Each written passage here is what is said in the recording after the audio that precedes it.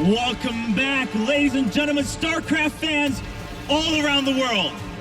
2 years ago, we were still in Hall B in the Convention Center, celebrating the first WCS Finals, and s0s rose to the occasion to claim that trophy.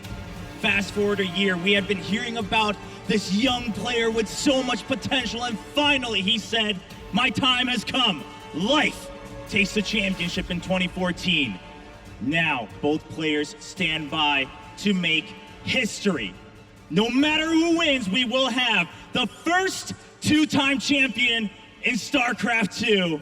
And not only that, they will also be the last champion of Heart of the Swarm. Will it be Life for s0s? Ladies and gentlemen, I present to you your finalists, Life and s0s!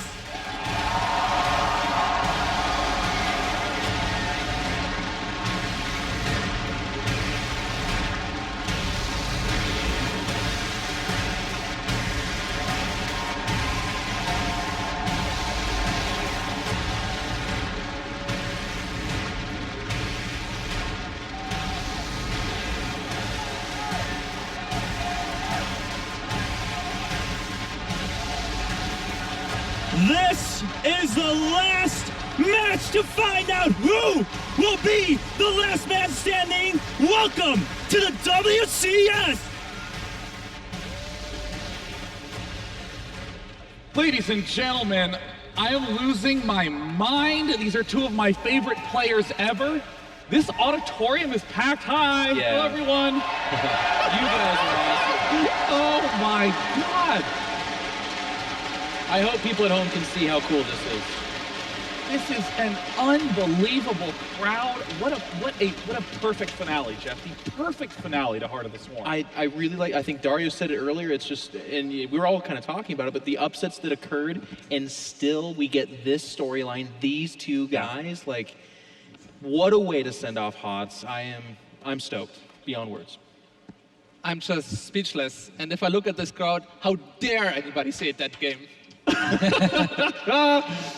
It's an absolutely amazing final. I mean, we've already said it so many times. And the cool thing, what you brought up as well, like these guys, it's all about momentum for them. That Live was able to turn around that semifinals, that's insane. But let's not forget that s0s was very close to being eliminated as well in the round of 16. He was down 2-1 against Sparting. It was not looking good for him in game 4. Somehow, some way, turned it around. And now he's solidly here. It's crazy how that goes. You know, you're one fight away from being eliminated in the round of 16.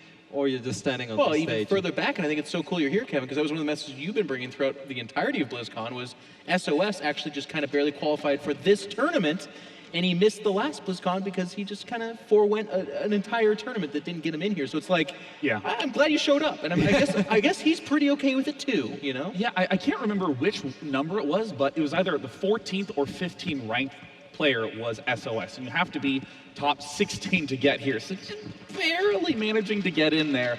And I think a bigger key when looking at s0s as a player is that many are individual all-stars. But in the Pro League, in the Team League in Korea, s0s is a rock for his team. You can send him out in any matchup, at any time. Here at the finals, he's had, I don't know, 45 minutes to consider what he wants to do against Life. And he's one of the few players that can pull that off. Yeah, you don't really talk about the nervous s0s. No one's ever mentioned the breakdown that has occurred, I don't think. He just seems to be pretty calm, cool, and collected. The crazy thing is how big the repertoire of both those players are. And it's great because we got a best of 7, so both players can show so many different strategies and build orders. And I think it'll come down really how much the players can adapt to each other in this matchup, because I don't think either of them has a strict plan how to go into this match now. Ooh. What an interesting pick for the set of maps. Now, throughout the entire tournament, it's been best of 5, 2 map downvotes, 1 per player. But in the grand final, recall that it is a best of 7. Every single map must be played. If we go to Game 7, Terraform will be the first map.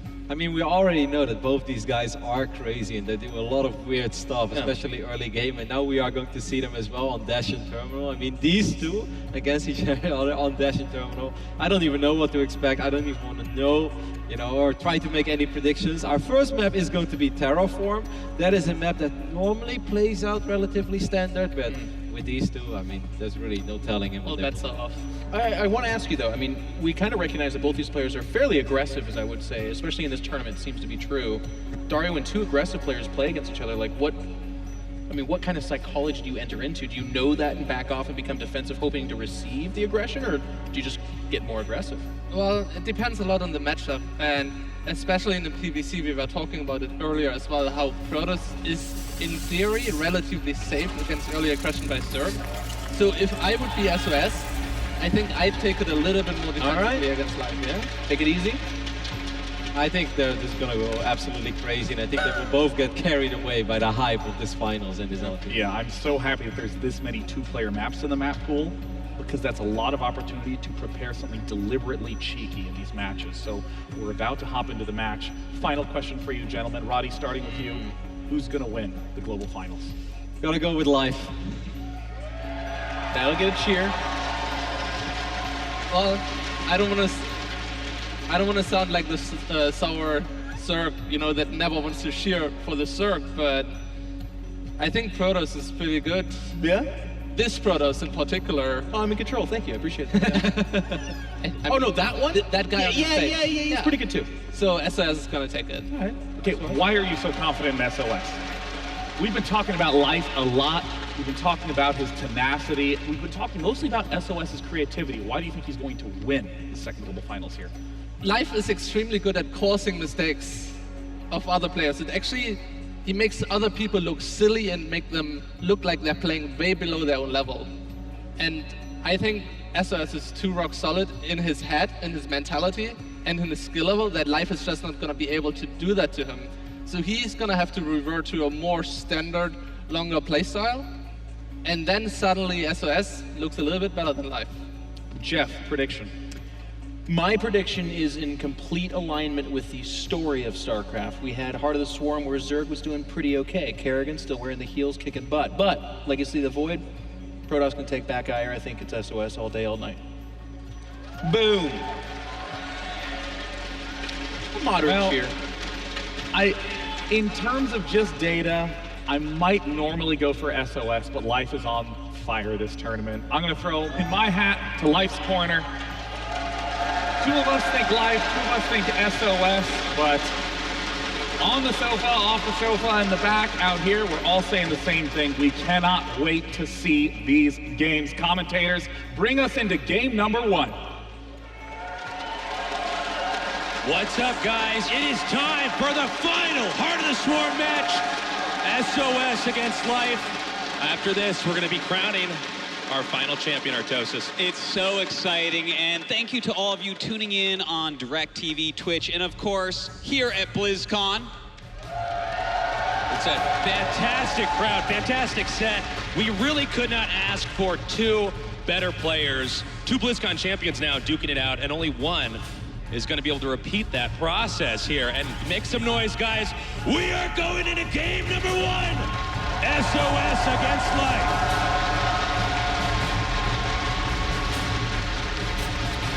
Introducing our players in the bottom right in the blue, our previous BlizzCon champion, he is Life!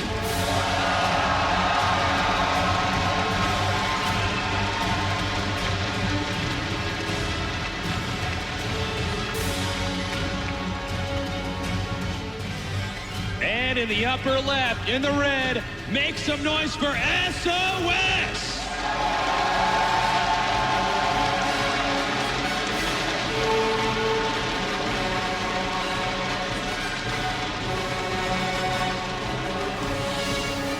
Now, of course, this is the World Championships, guys. So get out there, hashtag WCS, let people know where they can watch, because we want to show the best match of the year here tonight.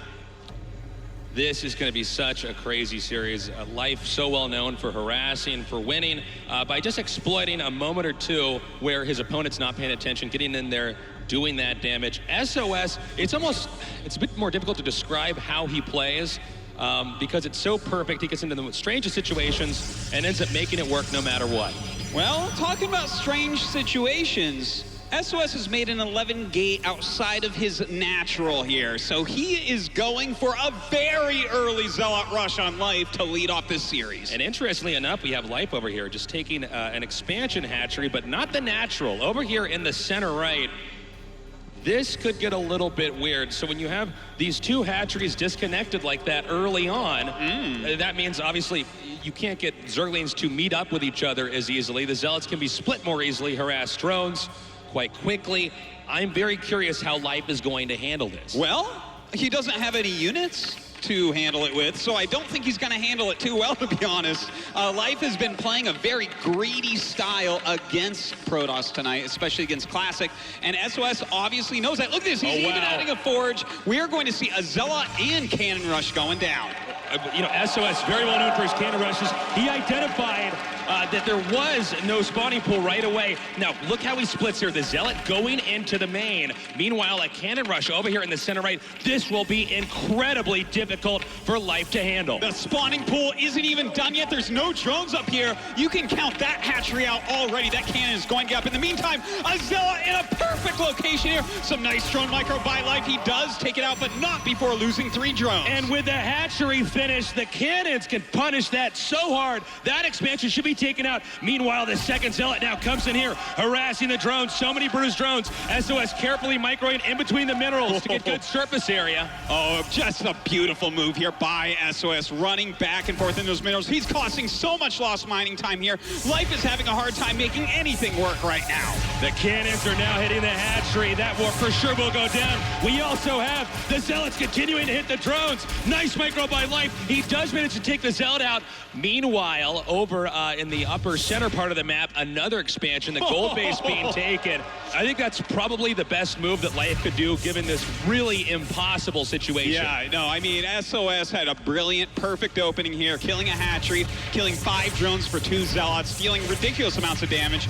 But Life, of course, just as creative and flexible as SOS, taking that gold base, he wants to catch up immediately on his economy. Lings are now coming down, and they're going to try to attack. No, actually, they're going to. Okay, they are going to go ahead and try to attack the upper left. It does look like there should be a Zealot finishing up over here just in the nick of time to block, if he actually does block it. Instead, the Zealot rallied over there. This will allow the Zerglings to get inside the main and possibly end up taking out some probes. Normally, I would say, don't worry, it's just 4 Zerglings. You have a Zealot, but these are Life Zerglings. This guy has some of the best Zergling micro in the business. Going right up into this probe line, dealing a lot of damage to these probes, but already 1 Zergling goes down. One probe getting very, very softened up here, but a nice block there by SOS so far. Perfect micro. The Ling's now circling around. He has to try to get one of the bruised probes. It's going to be an easier kill. Oh, and one coming through right now. Look at SOS pulling that probe off, trying to micro it away. Another one gets into the geyser. 2 very red probes right now. Beautiful pull away there by SOS, and he saves it. Absolutely perfect. Oh, man, I am already getting some sick nerd chills here. We got a proxied Stargate off the back of the cannon rush. He did awesome. 1 rush, and then out of convenience, he might as well make the Stargate there to continue attacking. Now, let's remember, though, I don't believe, if we can get a vision check, I don't believe that SOS is aware of the gold base, which may cause a problem. No, excuse me, he did see it. So that will put SOS in a much better position. Had he not spotted that, this game may turn out very differently. Well, look at this. He is starting to poke in right now with that Stalker, realizing that speed is definitely not done quite yet. And this is going to focus all Life's attention on blocking this pressure on the gold base, which means, will he know to make spores in time to defend against this Oracle? And I'm going to tell you, Tasteless, I don't think he's going to. And when you're split up as Zerg like this without the creep connected and everything, it's very tough to defend all your bases. So he can be punished from multiple different angles here. Well, let's see how it goes. We have the first Oracle popping out, not a spore in sight right now. 6 gateways on the way, coming right into the natural. Gonna pick off 2 drones immediately. All the rest of these drones should be able to go down as well. A couple queens and some fancy micro from Life, trying to save those, dealing some damage to the Oracle, but it gets a lot of kills here. Nice job getting that pylon set up while he was microing that and actually escaping with the Oracle. We saw a big gateway explosion back in the main base of SOS, so he's going to follow this up with an attempted killing blow. Right now, odds definitely in SOS's favor. Yeah, you're building 3 Spore Crawlers right now. That is not going to help out against 7 gateways worth of units warping in.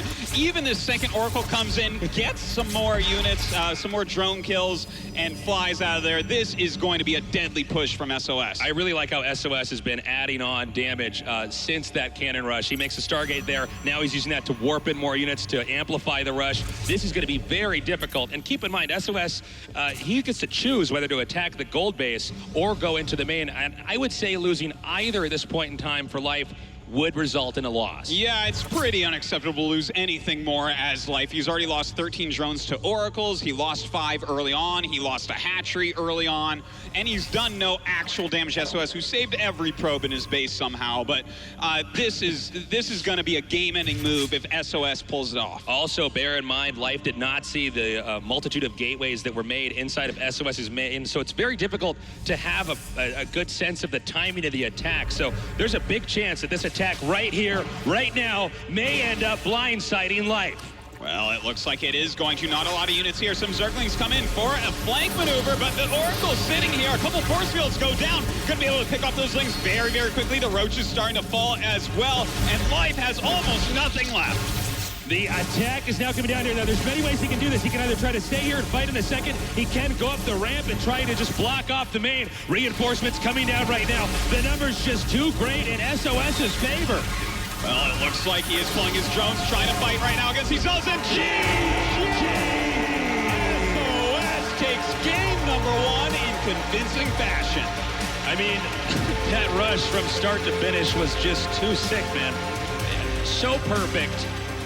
The cannon rush was absolutely brilliant. I mean, let's look at this. First of all, he made the right decision with the build to even do this. He had a good read on what Life would do before the game had even started. He did that. Now, when you're cannon rushing up here, and the Zealots are attacking into the main, now let's all bear in mind the spawning pool is made quite late. There's not a lot Zerg can do. They're being hit from every angle. Yeah. And as we see with this Windows 10 DVR replay, the micro on these probes was absolutely outstanding. The fact that SOS literally takes no damage at all game from Life is awesome.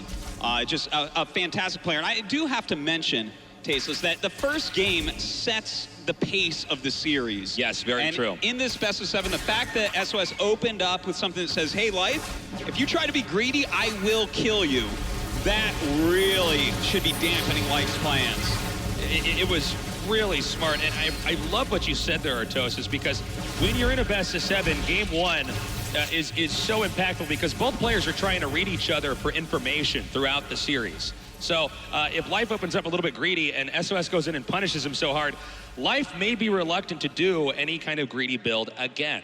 Well, you know, that's where these heavy mind games come in. We always credit SOS with being the best at mind games in the business, but Life is right up there with him. He may still play greedily, saying, oh, SOS, I know what you're up to. You want me to play safe so that you can be the greedy player. Maybe we're going to see Life rush. Maybe we're going to see him open up with double hatchery before a spawning pool again. Also pretty shocking to see that SOS completely and totally out-microed Life back there. Life is the guy we would normally identify as the player better in tactics, in small engagements. SOS basically played the perfect game when it came to control. He certainly did. It was a scary thing to behold right there. SOS is in prime shape right now. He is at the top of his game as he's ever been. And this is the third $100,000 prize tournament he's been in. He won the other 2. Things are looking up for him right now. They really are. Map number 2 is going to be on Coda. Now this map is shaped very differently from our previous map. It can be a little bit tricky to expand out too far as Zerg, but Zerg of course doesn't always have to bring the game into the late game. We'll talk more about that in a moment. Let's make some noise. Let's get some hype for game number 2, SOS versus Life.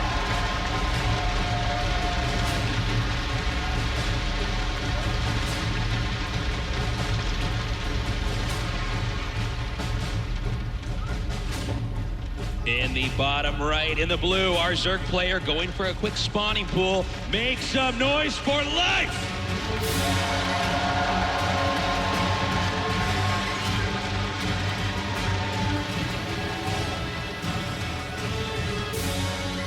And his opponent here in the upper left, in the red, winning game number 1.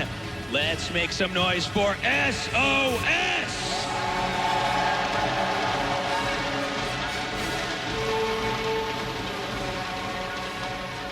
All right, as you already said, Tasos, this is an early spawning pool. This is a spawning pool with just 9 drones behind it. So definitely a very aggressive opening here from Life, but s0s already has a gateway on the way. So will he be able to defend against this?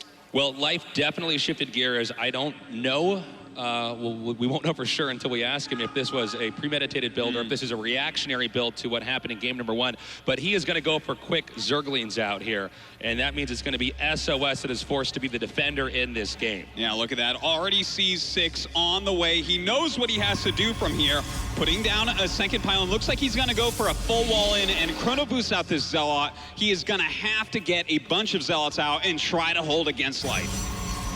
The Lings are now headed northbound. We have a Zealot warping in and being chronoed out, rallied to in between the 2 pylons to force a wall off here. That's right. And it looks like that should be getting there just barely in time. There it is. All right, second Zealot being chrono boosted out as well. The Ling's going to start working on some buildings. They want to lure that Zealot out so that they can run behind him and get in if possible. But some good micro here by s0s. Still a lot of damage being put on that gateway. Yeah, really nice footsies by that Zealot, but this gateway is still taking a lot of damage. No more shields, and an attempted runaround. Nice block. Second Zealot does pop out. Probe there to block the entrance, and he's going to have to zone out the rest of these Lings because that gateway is in very bad shape right now.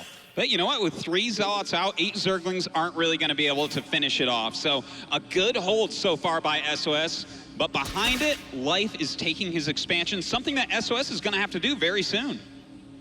We have 3 Zealots out here. And this is a bit of a nuisance right now for Protoss. Protoss is having to react to the Zerg. So right now, Life is in the driver's seat, and s0s is going to have to keep responding. Oh, we have 2 Lings, 1 Ling now coming around here. And it looks like he should not be able to actually slip through here, but a nice attempt. All right, those Zerglings, Life just using his really quick hand speed here, trying to harass still with them.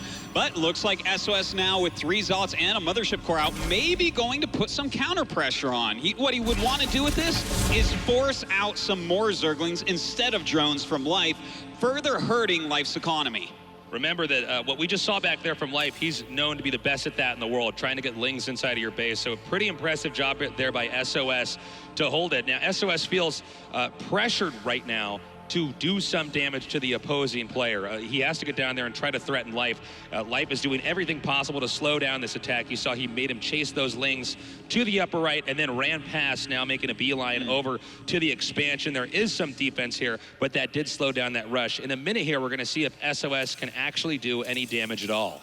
Well, I don't know how much damage he's going to do, but just the fact that he has forced 10 more Zerglings out of Life at a time where Life wanted to make 5 drones instead, that in and of itself is very powerful. Now, we do have this counterattack of these Lings, but with that sentry out, not going to be a big problem for s0s to hold on against. Really nice force field there, perfectly placed. And he's just checking now to see if there's anything over there. Now, these Lings could still actually get over there, and they're going to get that pylon and actually take it down. The probe's trying to block, but the Lings, once again, do manage to get inside, and this sentry will go down. That's a nice kill right there, killing off a sentry, a probe, and a pylon. More damage than really has been done here by s0s on the other side of the map. And they are going for another sentry. Oh, the sentry takes a lot of damage and goes down. That right there is a pretty big deal. The 2 Lings are, at least for the time being, blocked off, but this is going to be a problem because even if these Lings aren't killing that many probes, they are going to slow down mining, and right now mining is everything s0s needs to do to get back into this game. And let's not forget, killing off that pylon, we no longer have a warp gate research going. He has to make another pylon over here that he really doesn't need at the moment as far as supply goes, but he has to get warp gate out, which will now be slowed down. So Life somehow made a miracle happen with those 8 Zerglings. I didn't think he was ever going to get back in there. I mean, you knew that s0s knew that was a threat, but Life executed it so perfectly. He just forced his way in, and now we see Life being chasing out s0s. s0s is going to have to evacuate this premise right away. Well, he is trying to get out of here, but at this point, the best he can do is take a lot of Zerglings with him, kills a few of them off, but loses all 3 Zealots. Luckily, the Mothership Core, of course, can get away, but there's no way for him to have any more map control, at least for the next short while. And that's a real problem for Protoss. This means Zerg can completely seize control of this game. We see drones being pumped out at a rapid rate as Zerg continues to tech up. Right now, SOS has to get back on his feet, but beyond even the Lings getting in and killing those probes, I think the biggest impact here was killing the pylon, which shut down power there for upgrading warp gates. So, as you know, Protoss can't really get back into their feet in a game until warp gate finishes, and we see it's going to finish momentarily, but that's quite late considering what a normal game would look like. Well, you know, that is definitely a fact and something he's taken into consideration. And lucky for him, he's decided to go ahead and scout out. Because right now, we have 2 Roach Warrens being made. It looks to me, Tasteless, and look, he should have seen that one Roach Warren flying down towards his natural base. They might zone him off of the second Roach Warren. That's a pretty big deal. Okay, he does see it. Now, did he click on the other building to actually realize what it is? I believe he did, so I think he's going to see that this is going to be a quick double Roach upgrade, and that is very scary to deal with as Protoss. Well, if there's anybody who can deal with it, it would be SOS. The Roaches are now coming out here. This is a very specific timing. We do see the Dark Shrine being warped in. This is what I think most people would regard sometimes unorthodox tech, but when you get into odd positions, occasionally going for Dark Templars is the better move, because if you get them in a bad spot when you have Dark Templars, things can spiral out of control for the other player very quickly. Certainly can. He's trying to scout what's going on, never sees that Dark Shrine despite seeing deep into the natural and deep into the main base. So a really great hiding spot there by SOS. We're going to have to see if Life is ready for the Dark Templars, but the other part of it is, will SOS be ready for the amount of speed, burrow movement Roaches that Life's going to have?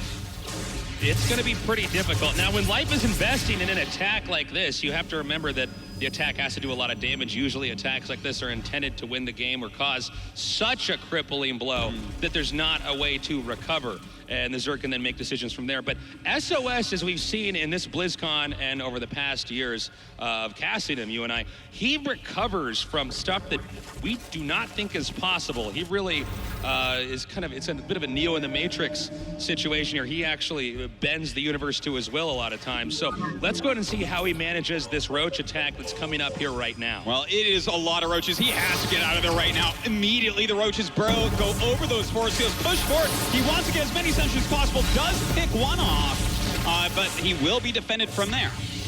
Did SOS lose a single unit back there? I don't think he did. Yeah, he lost 1 sentry One there. sentry, okay, was taken out there, but a nice save there by SOS. Now, even though Life hasn't penetrated the base yet, he has managed to deny a third base from being created. All right, now we do see those Roaches kind of pushing up here once again, trying to take out the destructible debris. They want to find a way in. Of course, they can burrow move under those force fields anytime. Man, we have 3 DTs coming up here. If SOS can hold this, these Ts can do some damage. This would be huge right now for SOS. Oh, and Immortal pops out just in time. The Observer is there as well, but the Roaches push those DTs back immediately. That was a very important defense for Life. Life super vigilant there, able to identify everything that was happening, immediately bounce that DT attack off. SOS did manage to keep all 3 Dark Templars alive, picks them up for later use in this game. Looks like he's going to see if he can't possibly attack another area. Obviously, the element of surprise is gone, but with these guys multitasking, you can still expect some crazy attacks from something like that. Yeah, I mean, if anyone can find something to do with those Dark Templars, it's SOS. But we now have Spine Crawlers and Spore Crawlers going into each and every base. Look at this. They're going to try to run in and get something done, but with Roaches here, drones as well, not sure they're going to find any real damage. The DT's driven out here. Now, even though the DTs can't do that much damage because Zerg knows it's coming, this is called pinning. He's able to keep the Zerg back in the base because if Zerg leaves his base, then the DTs will be dropped in and they do damage anyways. So right now it's a cat and mouse game inside of Life's base, which is not the game Life wants to play, because as this is occurring, SOS will expand to the top center. But will he be able to hold the top center? We have 14 Hydralisks on the way. If you look at the supply, it's pretty crazy. Life is going to be maxing out up to 200 very soon, whereas SOS only at 110 is in a lot of trouble. And Life made the right choice here, hitting that near max out point. He's going to dive into the second base, burrowing underneath that force field, and actually now going into the main. It's going to be up to SOS to try to stop this before it deals too much damage. Well, those Roaches continue to burrow and move forward. There are cannons and detection all over the place, so SOS is dealing a lot of damage to these Roaches all the way. Was this wasteful from Life? He had such a huge army, but now all of his Roaches are going to be gone. And this was a great play here. Oh no, the War Prism's actually getting driven back. Oh, what a snipe right Even there. the best of the best, not able to stay on top of everything. Great play here by Life. Getting into the main, he's burrowed roaches throughout. I believe it's actually just concentrated right here. He's burrowed those roaches here. So if Protoss tries to leave, similar to the function of the Warp Prism with the DTs, same idea. Protoss leaves, he unburrows and starts attacking stuff. This will pull the Protoss back in. In fact, he's even starting to move them around to see if he can spread them out. Yeah, indeed. And, well, he's going to see those come down. He's actually on top of that, so realize there could be some roaches left in the main. But in the meantime, we do have a roach attack at that third, picking off some of these probes, costing some mining time as well. Great job here by Life. So the dynamic of this game has changed a little bit because I think SOS was playing pretty smart through parts of this. Life has overall been playing better. Life is hitting a point where he's maxed out. The game will not allow him to make any more units, whereas SOS is still setting up all the building blocks, trying to get to that point where they have that, where he has that powerful army. So from here, Life can continue to try to bludgeon SOS and knock him out of this game. It'll be up to SOS to defend absolutely perfectly any attack coming here from Life. That's right, and you know what? He has 4 Immortals. He has a lot of Blink Stalkers with that just awesome +2 attack upgrade. He doesn't have that many sentries, though, so I'm a little bit nervous for him moving out on the map. I think he just needs to basically go towards 200 supply if he's going to want to take Life out. I think you're right, Artosis. I think he's just got to wait it out. I don't think there is an easy solution. We could have a sandwich being made up here. Protoss going to have to back up. Nice force fields. Protoss getting into a better position. But the numbers here for Life are the real problem, not even so much the angle. Not even wasting a single force field there is SOS. He knows those are at a premium right now. Life just moving beyond those force fields, getting into position. We do have a Colossus now, but that's a lot of roaches in the front. Some good force fields. Burrow movement going up, going forward here. The Immortals dealing huge amounts of damage and a huge concave of Hydras at the end. Life's continue to attack up into the ramp. The 2 Immortals in the front taking damage, but at the last moment, Life begins to back up as DTs come. Overseers then come back in, allowing Life to re-engage. Oh, and it looks like with no force fields left, with no Guardian Shield left, SOS has to pull back. He pulls back to his cannons, but the Hydras taking out that Cybernetic core. No longer can we see any Stalkers or Sentries warped in, and that is brutal to happen to SOS. Huge problem right now for SOS. He's been locked out of his third base. Right now, Life is just trying to figure out the right moment to actually dive in there and destroy that. SOS has to play. It's a real tightrope walk here. If he overextends, his army dies. If he backs up too much, his third base dies. So Life in a very good position. Indeed he is. He's attacking both at once right now, engaging the army as well as hitting that third base, realizing that he has a strong lead at the moment. It looks like SOS starts to beat the army that's engaging his army, but his third base is in shambles. We have DTs warping in the upper right. Nice blinking here by SOS, but is it going to be enough? Colossus micro back, but more and more roaches and Hydras pushing forward as Life's numbers seem to be endless. GG! Life fighting back like we all knew he could, taking that second game and tying up this series 1-1. Nicely done there by Life. We talked about SOS's build in game 1 and how that's definitely going to impact the way Life is going to play in this game, and it did, and he made the right choice, opening up with aggression here, and this is really when things started to not work out here for SOS. Yeah, he lost like 3 sentries early on. Life did some nice counterattacks, really kept control of this game. You know, I think one of the big problems here is that those Dark Templars really did no damage. That puts you so far behind against a Zerg player who's chosen to go for a massive Roach composition because they'll just have way more units than you for the entire game. And as we can see here in the Windows Replay DVR, so many small errors just added up to this ending attack. And this was really a game of math right now. This is how the story ended, but that's not the whole story. It has a lot to do with all these little things that Life did throughout this game. In this final moment, SOS had to do everything he could to try to keep that third base alive, and he was doing it for a little bit. But as time passed, Life back in his base, holding down the R key, holding down the H key, pumping out roaches and Hydras, eventually steamrolled SOS in that game. It was some really great play there out of Life, and now our third map, going to be kind of a weird one, Moonlight Madness. Moonlight Madness will be our map, Artosis. 1-1 right now. These guys do seem very evenly matched. A lot of this has come down to some of the builds and the very small, subtle micro moves made at the start. I don't know if this game is going to be one of them. I know both these players, Life and SOS, are capable of playing the full range of their respective races. So you really, it's very difficult to guess how exactly they're going to play, but the mind games here are pretty important. Well, I think that's the most important part of this finals in particular. You know, in an age where we give so much respect and love to those who can macro, make the most units, play those long games with a lot of great decision making, these are the two in our finals. And these are the two that already won world championships in Heart of the Swarm. They are the most mind-gamey, aggressive players that you can find for any race. It's kind of funny because we're here in the finals, and normally we have one guy who they default as more the macro player, but really Life with his aggression, timing attacks, and SOS with the strats make for some crazy games. Guys, let's get hypey. We're now going into game number 3, introducing our players. In the upper right, winning game number 2 and BlizzCon last year, give it up for Life.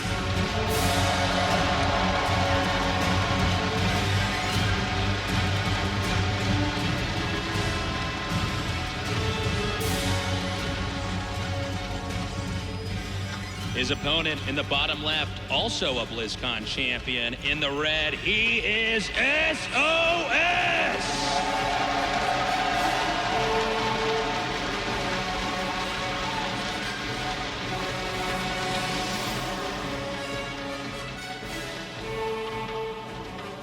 All right, here we are, game number 3.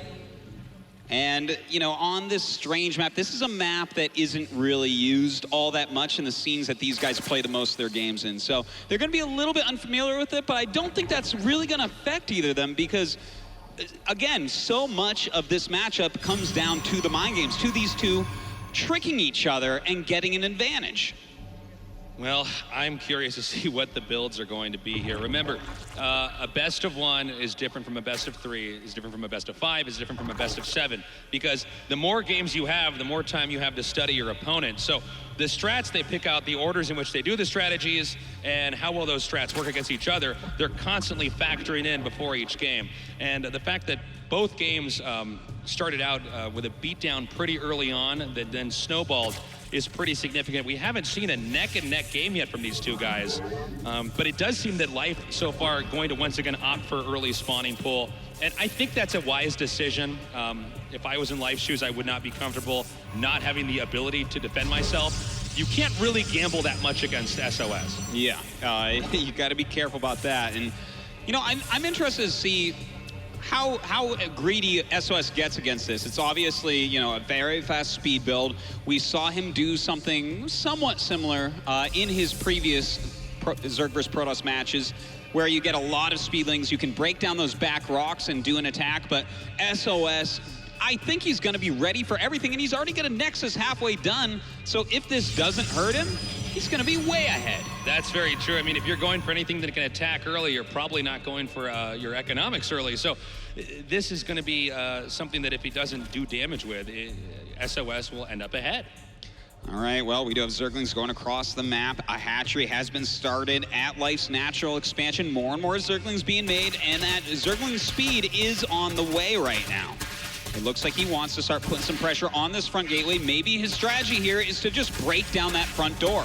Now, no, what Life's doing, he's attacking the gateway. He wants to try to run around, but SOS's control is pretty solid here. I don't think it's going to end up happening, but he is bruising the gateway pretty badly. Yeah, that is true. Definitely something that SOS has to watch. That's why he has to keep dancing these Zealots out. Now remember, almost the same thing was happening to Classic on this map, and Classic let the Zerglings in. Will SOS make that same mistake? Speedlings backing up now, and actually many more lings on the way. It does look like Life is planning for something coming up here. He may attempt to actually break the entrance. This is going to become more and more difficult, though, with the Mothership Core just dealing damage that the lings can't really prevent. And bad rally there. That was a really bad rally. That's actually, it means a lot more than you think, because we knew how many more Zerglings were being made back at home, but having those two then rally in there, is going to be a problem. Yeah, the main part here was the fact that he kept showing only that initial group of Zerglings that SOS saw. So when he sees two more that are obviously on a rally, and let me tell you, he plays a lot of StarCraft 2, he knows that that was a rally point. So he knows more Lings are on the way. Look at this, he's making a forge, he's getting a sentry. Oh my God, the gateway is getting low. He might be able to break in. It goes down, still to a wall up. But let's focus on what the strategy is here for Life. Life attacking the front. Meanwhile, he's trying to dig a hole into the back here. This is going to become a problem if SOS can't manage to cover everything from every side.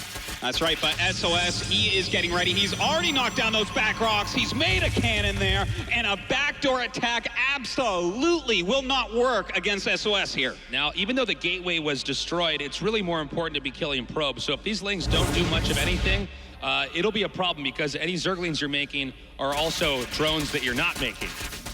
Well, right now we do have him attacking those back rocks. SOS sees that he was absolutely right. And again, a lot of this probably comes down to the fact that he saw those Zerglings rally. And so that is a big misstep for Life that has cost him dearly. Life backing up now, getting a third base and making drones. So he will back up here. SOS does survive that. And this is where really Protoss gets the room to breathe and then decide what kind of strategy they want to start developing into this game. This is a map where fourth base can usually be, for the Zerg, the point of contention. Protoss will oftentimes hit that as the game progresses. That's right, and SOS, we're gonna have to see, does he want to himself expand again here, or does he want to go for an attack? He realizes that a lot of money was put into that attack by Life, that he is gonna have a hard time going into a longer macro game, but right now he might be able to just make a bunch of gateways and go push Life to death. Yeah, and I think that is not a bad choice. SOS has had a lot of success with this. Oh my gosh, I guess he never saw, yeah, he just actually doesn't see any of that. Yeah, that's really good for SOS, because if you don't see them making, you don't know the exact timing of the attack, and it's really important that Life is geared up, balancing how many workers he's making, and then ready with enough of an army to actually defend. So SOS is going to hit him hard, and Life may be none the wiser until it actually comes and is at the front door of his expansion. It's definitely the case with all these gateways finishing up, and the fact that he has no idea about this, and the fact that +1 attack, which is going to make his Zerglings into mincemeat, is almost done here. This is going to be very deadly by SOS. Yeah, very important to know. +1 attack, he kills Zerglings in 2 hits instead of 3, and that makes for a very unfair fight if you're Zerg, unless you are completely prepared, and we have that attack moving out. Remember, though, Life is very good at counterattacking to delay this and pull those attackers back. So we may see some of that happening right now. Looks like he might try to bait him down here. Okay, he's going to try to run around. Yeah, he wants to see if he can catch any reinforcements right now, check that front wall, see if he can do any damage there or make SOS pull back, but he's going to find that absolutely none of those things are going to work out for him right now. In the meantime, he is just buying time while his new Hydras are being made, as well as some more Lings. And with every second SOS is not attacking, the more likely it becomes that Life can hold on. Really important to note here, he did not waste a single force field. So he has saved all of that for this attack. He's leapfrogging pylons forward to reinforce, and it looks like this attack is about to begin. All right, here we go. Some nice force fields going down. He's got to zone out those Hydras. He needs to keep the sentries alive as well. Already one does fall down, but he's picking off a queen as well as a few Hydras. He's got to back up. That's a pretty difficult concave to deal with. Stalker's being warped in, and they're going to have to go ahead and connect with the rest of this army. One Stalker goes down, Lings retreat back. More and more Hydras being made right now. We do have the time warp going down on those two queens. SOS continuing to control this area of the fight, but he doesn't have a whole lot of force fields left, and they are still very important here. He's getting into a closer position here. We can start to force the workers to attack. The workers are coming down. The force fields go down. The ramp is blocked. A time warp there to make the kills a little bit easier. And it looks like he is continuing to force field that ramp. A beautiful move as two of the hatcheries are above it.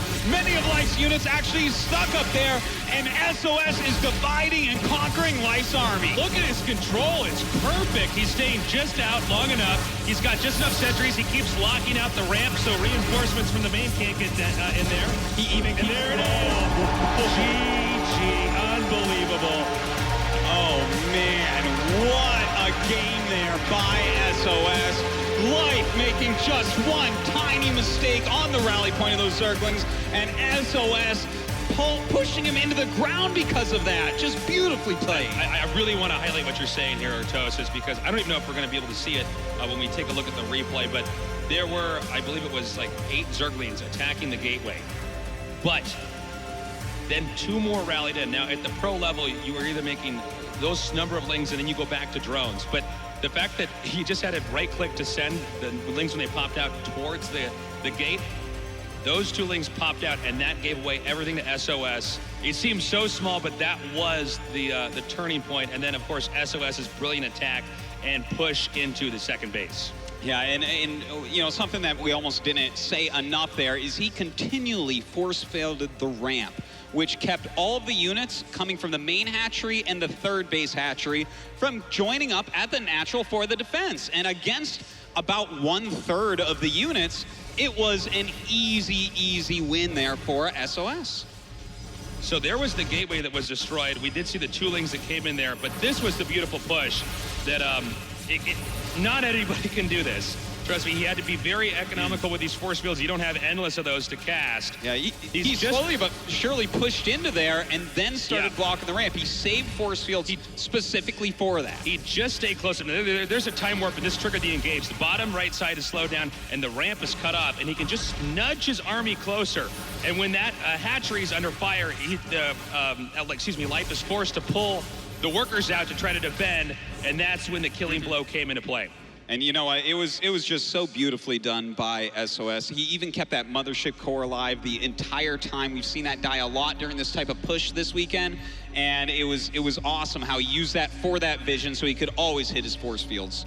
This so far has been a fantastic series. It's really a dream series here for the final Heart of the Swarm match. Before we move on to Legacy of the Void, let's throw it over to day 9 at the couch and see how the boys are doing. Thank you, Nick. This match delivers. Even in game number 1, what was it? It was Zealot Rush into Cannon Rush, into Proxy Oracle, into then a huge gateway push. I mean, this is what SOS is known for. And similarly, Life going for all these hyper-aggressive Zergling openings. I mean, this is such a dynamic matchup. It's been a chess match, though. I mean, I agree with you, and we can even make the joke Dark Templar in game 2 as well for the full Protoss salt-inducing strategies. But they are checking each other, and both these guys in their interviews have said in the past, like, I guess they kind of fell for my mind game. So that's definitely at play here, and both these players are raising up the bar as well. We've seen other players crumple to these strategies, but they're just kind of bouncing them back and forth. And while SOS has the lead right now, it does not feel like Life is without answer. He's been playing pretty darn well himself. And of course, I think many of you are noticing our new guest on the couch. It is Le Todd. First name Le, last name Todd. What is going on? Just got done casting a little bit of Heroes of the Storm. What are you thinking about the finals thus far? It's been pretty good. Kind of all I expected from this matchup. SOS doing his thing, cannons everywhere, proxies targets, some Dark Templars to finish up some games, and yeah, it's been good. Todd, would you say this is what you've predicted? I knew this wasn't going to take long until we talked about the predictions, which, to be honest, I thought we should have reset a long time ago again. Is it Kyle Harris winning this thing? I don't think he's watched even 1 minute of this tournament. We're not sure who's going to win the prediction, but we are certain that you are dead last. Yeah, you're not going to win. No, not anymore, I think. I won the last 2.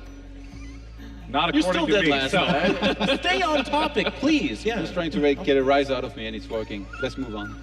So at this point, Life is down 1-2, but remember, this is a best of 7. So, I mean, Roddy, we've seen Life pull some amazing momentum swings back, but his life isn't on the line at this point in time. I mean, how does he adjust his play style, or is this just... Yeah, I'm starting to get a little bit worried, because, I mean, I am definitely rooting for Life, and it's awesome to see so many Life fans here, but I really feel that SOS is dictating this series so far. Even the game that Life won, let's not forget that there were those 8 slow Zerglings that really turned that game upside down. Like 8 slow Zerglings in Life fashion, killed 2 sentries, a pylon, and 3, 4, 5 probes, and it also slowed down the 3 Zealot and Mothership Core move out. But actually, SOS was in a really good position on Coda as well, so we were maybe inches away from a 3-0 lead for SOS. Now, the only good thing I can see for Life here is that I think the next maps are going to be a little bit better for Zerg. You know, we still got Iron Fortress coming up and stuff like that, and I don't think he has to be that crazy. I don't think we have to see early pulls over and over again. You know, have faith. You're Live. You're the best Zerg in the world. Obviously, the first game he got punished for trying to play a normal game, but not every game is going to play out with a cannon rush, Zealot rush. We've seen him here before too. Classic had the lead on him, did he not? Do I remember that correctly? Yeah, Classic. Okay. No one said anything, so I was like, oh god. When was Dash and Terminal? think fourth or fifth. I believe it's fifth. I believe it's the fifth map in the rotation. And Iron Fortress is back there too. And at this point in time, after game number 3, players are permitted a break if they should request it. Both these players have thus far requested the shortest amount of break time. They want to get right back into this match. Tasteless, s0s, take us into game 4. Great work, guys. We are now ready for game number 4. The break time is up. The players are in the booth. Our map is going to be Bridgehead. Right now, s0s up with a lead against Life 2-1. That's right. It is looking good for our former world champion and not looking so good for our former world champion. We'll see if it evens up here. We are now going into game number 4. Let's make some noise. This is BlizzCon 2015, the final match of Heart of the Swarm.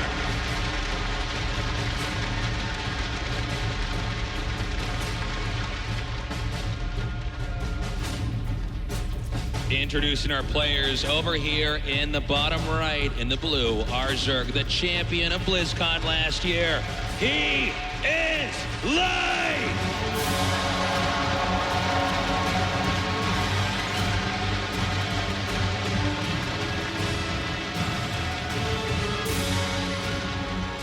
In the upper left, in the red, winning BlizzCon 2013.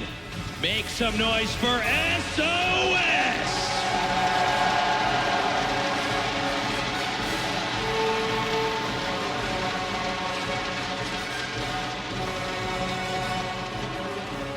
Once again, guys, get out there, hashtag WCS, hashtag BlizzCon, and let people know that this is going on. The world champion will be crowned, well, kind of for the second time here tonight. Kind of for the second time indeed, s0s. So we have a probe sent out here right away. And Life is actually making an expansion hatchery right now. And that has been spotted, and s0s maneuvers around this. I love it. I don't think he's going to cannon rush. I think he just wants to see drones pulled up here. This is smart. Okay, so why would the probe go up there, you're thinking, right? Because he's not making a forge. But at the higher levels, you would assume that if a probe goes up there, it would be to make cannon. So he's hoping he's actually going to be chased. But Life actually didn't, he's not sending anything. So that was a cute little attempt by s0s to trick him. But so far, Life has not been deterred. That's the mind games right there. Bluff called. Life is 1-0 right now in this game, at least. But s0s got his Nexus first here as well. So a very greedy build order for him. And I have no doubt he'll go right into that gateway tech, skipping any sort of photon cans or anything. And these two are gearing up to have good economies early on. Now note the probe here blocking the planting of the hatchery in the bottom right base. And there we have it, the pylon, right when the probe gets low enough that it's actually taking damage on, not on the shields. He just plants a pylon to try to delay that as much as possible, because with Zerg, whether it's against Terran or against Protoss, Zerg always have to be up an expansion. You can't stay on even bases, and that's what, s0s is trying to do. He's trying to slow it down. Well, he's doing a good job of that, just for a moment at least, but Life is now going up to his 3 bases. In the meantime, s0s just going to go ahead and tech up, and Tasteless, maybe for the last time, I'm going to say, we have to wait until the cybernetics core is done until we can really tell you what they're going to do. Yeah, that's actually quite true, s0s. This is in Legacy of the Void, which is coming out very shortly here. The game speeds up at a much faster rate. But I got to say, man, this could not be you could not ask for a better finals. First of all, the 2 players are fantastic. They're the best of the best in their respective races. Also, one won last year, the other player won the year before, and this is the last time they will get to compete ever on this version of StarCraft 2.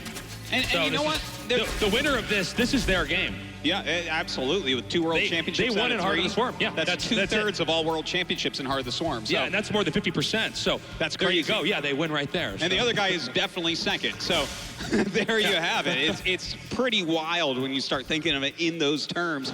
But one of the best things about this as well, there's like a lot of players that are like, oh, I get to the finals, or I always get round of 4 or 8 or something like that, or there's a lot of finals that we've had in StarCraft 2 where someone chokes at the end. But here, absolutely not. These 2 never choke. They always play their best. You can see here at the bottom right hand of our screen, 36% votes in support for SOS, or vote of confidence in SOS, 64% here for Life. So Life clearly the fan favorite. I got to say, for us, the other commentators, we were all predicting SOS, but I think it is a really tough one to call. These guys are both such fantastic players. Either one of these could win any tournament at any time. And that's just a fact. We've seen them just pop up when you don't expect and become champions. So it's going to be a wild finals no matter what. Hopefully we can go all the way to that 7th game, but it looks like the game now is starting to pick up, and we already have a Warp Prism and a Twilight Council on the way here for SOS. As this game continues forward, we're going to have to find out if Life is really prepared for this Warp Prism to come out. He loads up. Nope, doesn't load up anything, excuse me. He just sends that right out. And it looks like this should have a collision here with an Overlord. I believe, yeah, the Overlord will see that over there. And it's going to be a Dark Shrine build, but the problem right now for SOS is when this is seen, the element of surprise really goes away. Yeah. And all Zerg has to do is position his army properly to hold this, but you don't know what exactly the drop is going to be. There's some ambiguity with that. And oh, this is cute. He actually makes a fake Immortal here. He hallucinates that in an attempt to mislead. Okay, this is how we know it's SOS playing, is that's the only time, I don't know how many years we've casted Heart of the Swarm for, but that's the only time we've seen someone send out the Warp Prism while hallucinating an Immortal in the front to cause that much misleading information. That's right. I mean, that is a very tricky thing indeed. Of course, it does do damage, so there's a chance Life knows that's a trick. But we'll see, it's pretty subtle, man. Yeah, it really is. It's hard to figure out, but right now, when the Immortal comes out, you're not going, wait a minute. That's, but you know what? The Lings are coming down here, and the Immortal's actually gone. Even with the Immortal here, this would have been a problem, but that Immortal was faked, and these Lings are coming out and attacking the expansion right now. 4 Dark Templars being warped in, but look at that. We already have an Overseer that's being morphed right at this base, and it looks like for sure this base is going to end up falling, and so will these DTs. The DTs surrounded, 3 go down, 1 on the run, it's picked up and escapes. The expansion for SOS goes down, losing on both fronts. Well, right now, Life is in a commanding lead. He has 3 bases up. He's killed off 2 sentries and 3 Dark Templars, taking no damage. He canceled a 4th base. Everything looks fantastic, so he's going for a Spire, but SOS's shenanigans are not done. 5 more DTs now. This is a lot to invest in this attack. If he loses this, I don't know what you were supposed to do to come back. But sometimes when you're really behind, you got to take a serious risk or you're just never going to recover. Well, you got to do something tricky here. And look at this. He's moving right in, stride to that Queen, going for the Spore Crawler right now. And it looks like he will be able to take that down in a matter of seconds. He can get this hat trick potentially before it manages. Oh, my God. The Overseer's going to be too late. He manages to pull it off. The 3rd base goes down. And it looks like those DTs will get cleaned up. But no! Saves 4 of the DTs. That's so sick. I was going to say, gosh, that's great he got the hat trick, but, you know, he did lose those 4 DTs, and then they all ninja vanish. That's what equalized it. 4 DTs actually cost more than a hat trick, but he picks them up, gets out of there, but he is taking another base. Looks like Ling's coming in, trying to deny this, trying to get the kill or the cancel. Sentry's coming up, starting to throw down some forest fields. He's trying to stop that surface area. The Lings come around. They try to go after these sentries. And it looks like the sentries barely enough of a distraction here to keep that Nexus and Cannon, 2 cannons from finishing. Oh, but does it matter? Talk about shifting gears. Meanwhile, an air attack headed over here, either to the main or the upper left base, depending on Life's choosing, is going there right now. And I'm not totally sure if SOS has any. No, he does not have any cannons. Oh, it looks like there's nothing here. Warping in some Stalkers. They'll get targeted down in a matter of seconds. Mutalis's going to do just fine against them. The Nexus cannon does come down, but not before the Mutas pick off that Warping in cannon. And now this is okay, this is a disaster. I do not believe that there is any way for SOS to recover. No front is safe. Nexus goes down at the exposed front base. And meanwhile, the Mutalists are doing too much damage to the workers. The DTs are surrounded and spotted by the Overseer. Looks like those DTs will end up falling. A lot of probes going down right now. We do have another Nexus cannon going down. Stalkers chasing these Mutas out. The probes in the middle of nowhere. GG! And it looks like Life will take game number 4. Absolutely phenomenal. He managed to stop everything SOS threw at him. You gotta say, SOS was pretty scary. They were managing to take out that hatchery, but doing this brilliant attack on the front and then completely switching into air. You know, SOS, when he was doing that DT rush, he was actually expanding pretty quickly. So the fact that he's expanding that fast and the DT rush was basically stopped at the start meant that that final attack on different fronts by air was going to be too much. Yeah, I mean, it was a wild game. The fact that there was already an Overseer morphing for that, and I mean, he almost gets the Nexus here, but then stops those DTs dead in their tracks. I mean, the fact that SOS was ballsy enough to warp in 4 more Dark Templars, come over here, pick off a Queen, a Spore Crawler, the Hatchery, and get away with 4 of them, that's wild. And here we see the hatchery actually going down. Really beautiful. And then the pickup was actually the other crazy part. He actually managed to fill them up all 4. But, you know, when you're going for DTs, you don't really have much of an answer for Mutalisks unless the Zerg is using those Mutalisks to chase down your DTs. And so attacking in these different locations, even though this attack was saved here, you have to start making cannons everywhere. And with Mutas able to just move freely, you can hit wherever you want. And the Mutas were a great call. As soon as he realized that he had an edge, he had that big advantage after canceling that 3rd base. You can't fight against Mutalisks on 3 base when you only have 2, and that's the economy SOS was at. So Life having a great snap call on that Mutalisk tech decision ties up this series once again. I love it, man. Fantastic game back there. Life, it could have been different had he not hit him with the Mutas too. That game would have gone on for longer. You know, SOS is somebody that can engineer a win from a situation like that, especially when you leave him alone. Well, our next map is going to be Dash and Terminal. This is the craziest map, the most vetoed map of the year in WCS. So definitely a weird one, kind of analogous to Scrap Station of old years. Yeah. But the mains are very close together by air, not by land. It's going to be weird. Let's make some noise for our next game. This is Life against SOS in BlizzCon 2015. In the center right, in the blue, last year's champion, give it up for Life!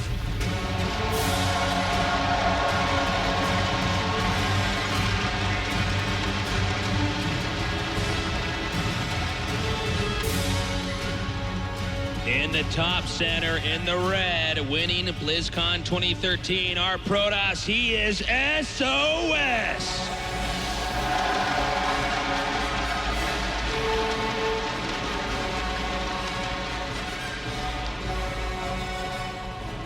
And now tied up at 2-2. The winner of this one will be on match point for the rest of this match. So obviously a very, very important game coming up here.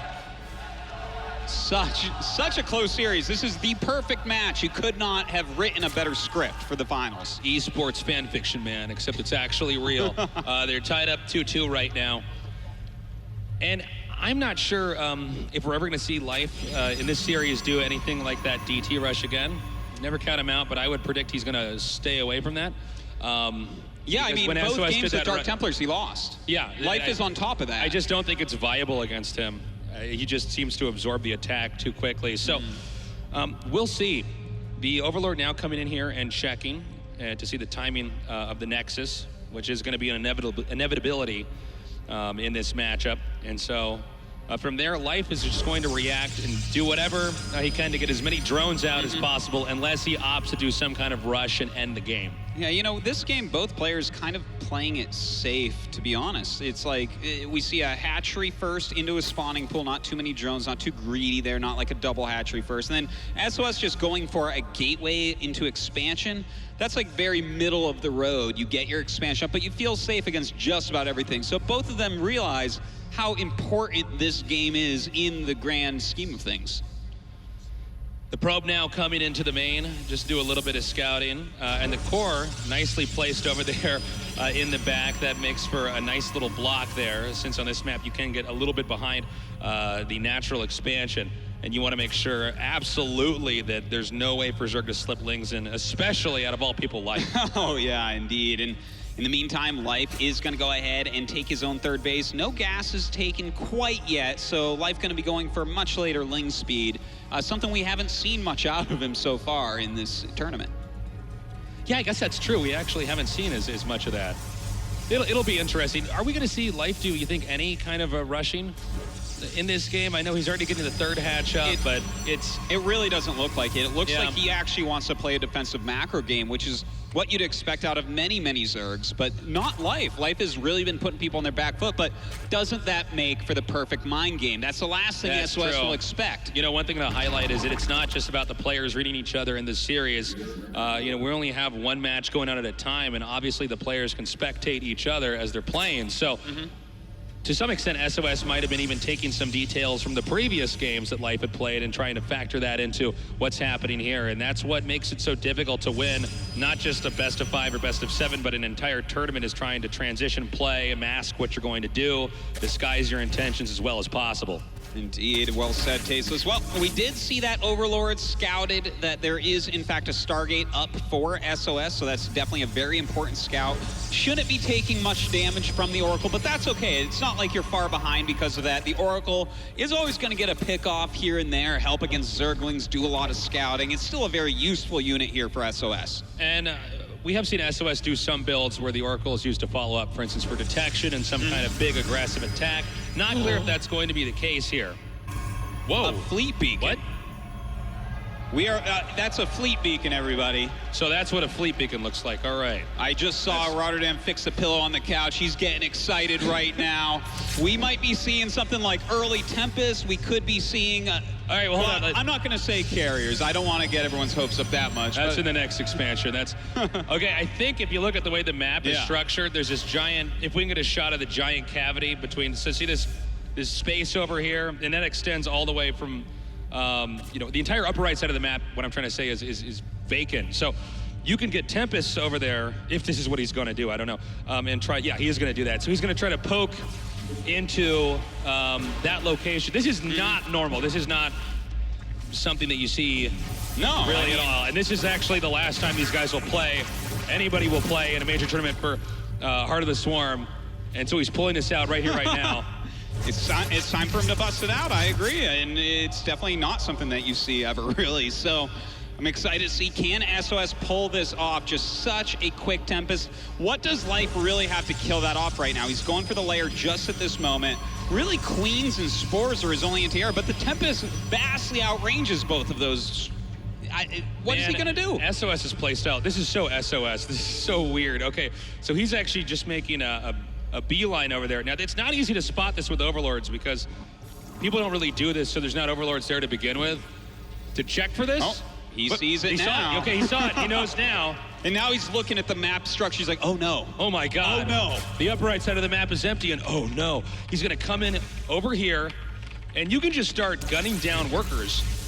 You absolutely can. I mean, we might see a Spore Crawler come over and try to zone this out, but of course it can outrange that Spore Crawler and kill it off as well. And he's actually making more and more Tempests. Now, there is a way that you can play this game where you just turtle up and sit on Tempest for a long time and try to outlast your opponent. But one of the reasons why we don't see stuff like this is it's normally deemed by all the experts that it probably wouldn't work. But SOS, when it's dead even right now in the finals of BlizzCon 2015, has decided this is a strat he's going to use. Well, he tries to take a third base. That gets canceled. It's okay, though. His Tempest is still alive and well. He's gone ahead and used that Oracle to tag all those units so he can see them from even further away, because the Tempest can shoot much further than it sees. So having vision on this, really helping him to put on more damage more quickly. Oh, this has got to be so annoying for Life. This is not at all what Life had prepared for in this game. Yes, indeed. And look at this follow-up by SOS. He's adding 5 gateways, getting a Twilight, getting that +1 attack. It looks like he wants to go into a Blink Stalker type of build, which is really smart because we have a Spire coming up from Life as the counter to this. And, I mean, if you're trying to go Mutas and you have 10 of them and then 20 Blink Stalkers walk in, you're going to be dead. Yeah, and this might just work because there's really not a lot, at least for the time being, that Zerg can do to stop the drones from getting killed. And, you know, the Queens are all back here trying to defend. So I think you're right. If SOS follows us up with a crazy attack into the front, it might be the wrong tech to actually defend this with.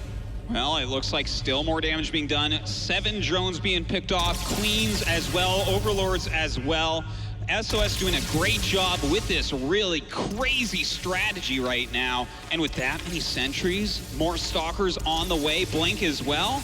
He's going to be in great shape against someone who's making 7 Corruptors right now. Oh, man, and the Corruptors are like the last thing you want to use in a situation like that. He's continuing to press forward, poking and taking out these drones. Again, hiccups in mining for Zerg early on are really bad. It really slows the Zerg down a little bit more than Terran and Protoss because of the way the economy functions. So this, look, I mean, seems to be working perfectly. Life has finally stopped this attack. Oh, he does get one. Okay. That's very nice, but the Mothership Core does save the other. The Oracle goes down. That's really good as well. That was all of his detection. So some nice pickoffs there, but in the meantime, SOS now has a strong ground army against someone who has spent a ton of money on Corruptors. And we're going to have this push coming out here. And that was, okay, so he did that strategy because it's annoying for the Zerg, but then he knows that the Zerg will make the Corruptors, and therefore this next attack should be much more effective as the Protoss. So really in-depth thinking here from SOS. Is it going to work? I don't know. We don't really see stuff like this. Yeah, and right now, Light is pumping out as many roaches as he can. He's getting that roach speed as well. And he just got Burrow, which is pretty awesome, because if this attack comes, there's no detection after killing off that Oracle. So he's going to have to wait for observers to come out. So this is a good call by Life. Definitely a possibility that he holds on here. Yeah, losing that Oracle, it's always a problem. Any Oracle you build, you pretty much have to keep that throughout the majority of the game, at least the part where they're still teching up, because it has so much utility as time progresses.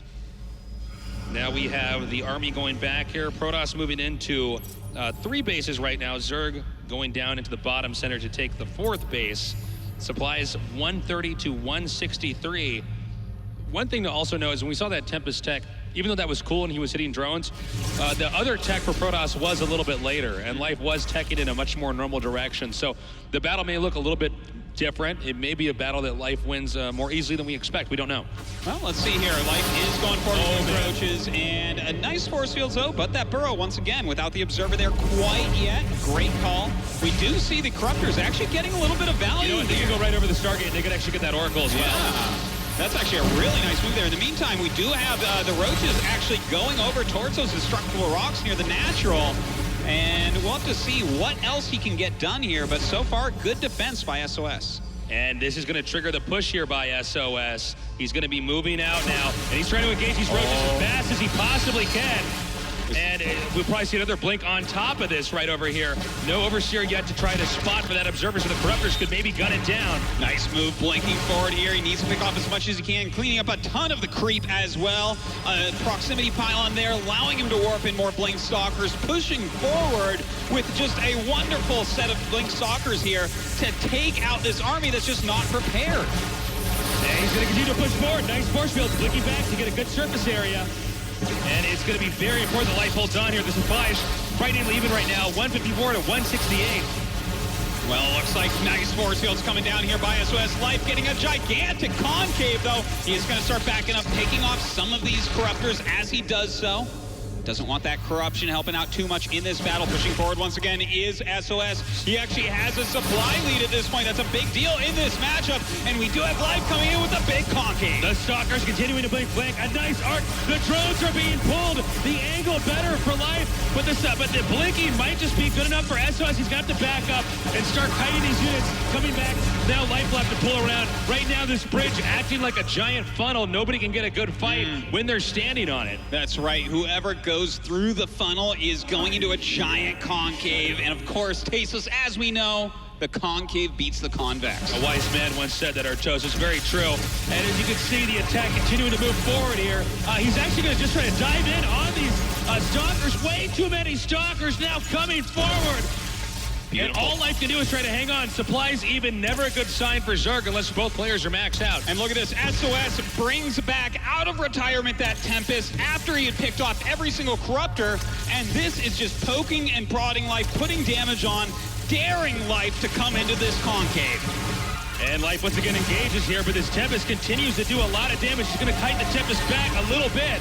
Oh, nice control there. Look at these supplies, neck and neck for the majority of this fight. These two are so close, so evenly matched. Life here on 4 bases, trying to get something done against SOS's attack. Oh, and he's going to just reroute. Look at this.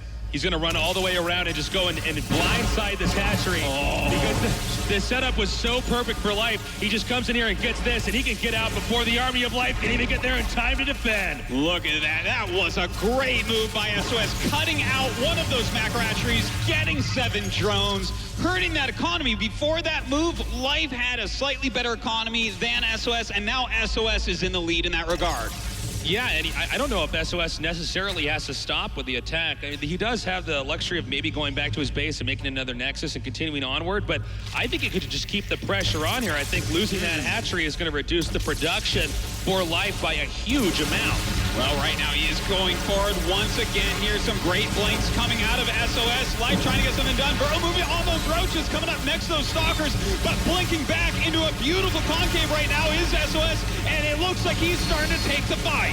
Yeah, he's just blinking perfectly enough, and that's it. Nobody blinks right on top. Life is in trouble. He's losing his army. There's going to be no way he'll be able to defend his third base. The Stalkers push forward. Supply 123 to 91. I don't see any way that Life can survive this next attack. Well, I kind of hope that he does, Stasis, but I don't think it's going to be possible. GG!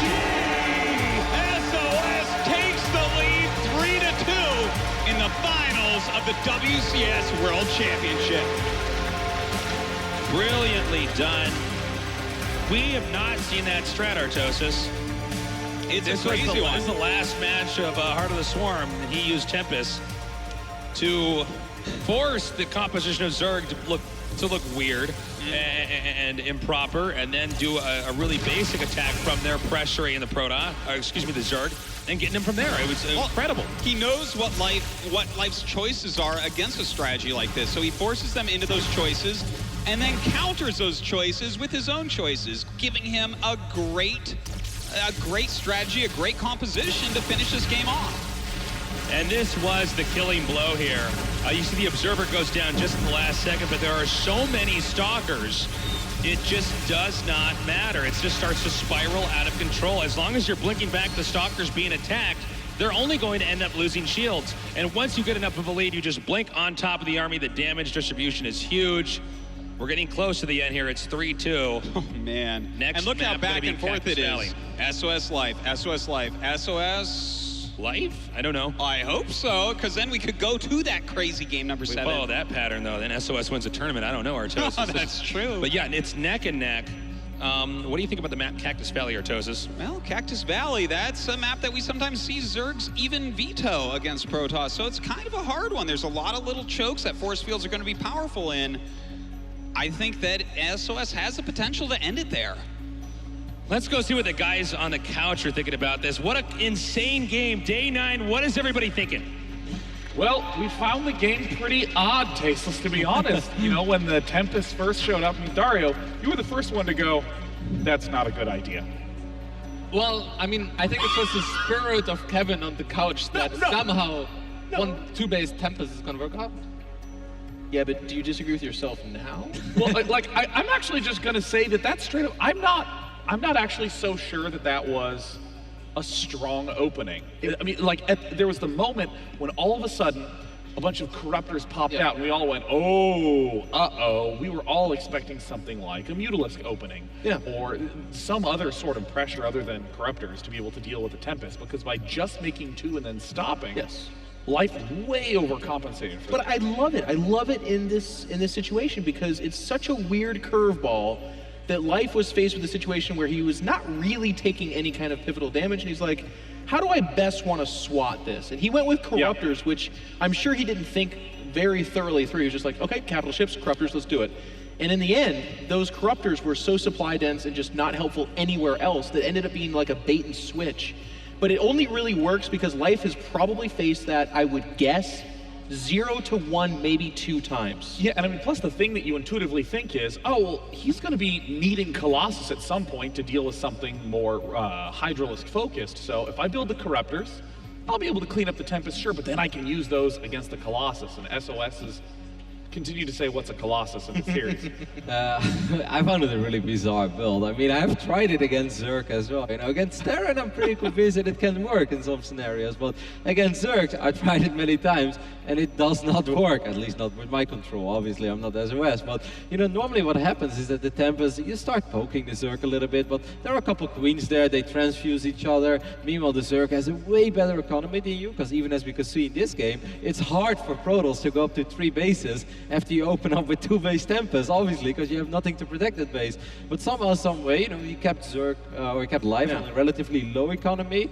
I still think Mutalisk would have been better, because Mutas are great against Tempest, and also Mutas will always force out some sort of reaction on the other side. Maybe cannons, maybe defensive play.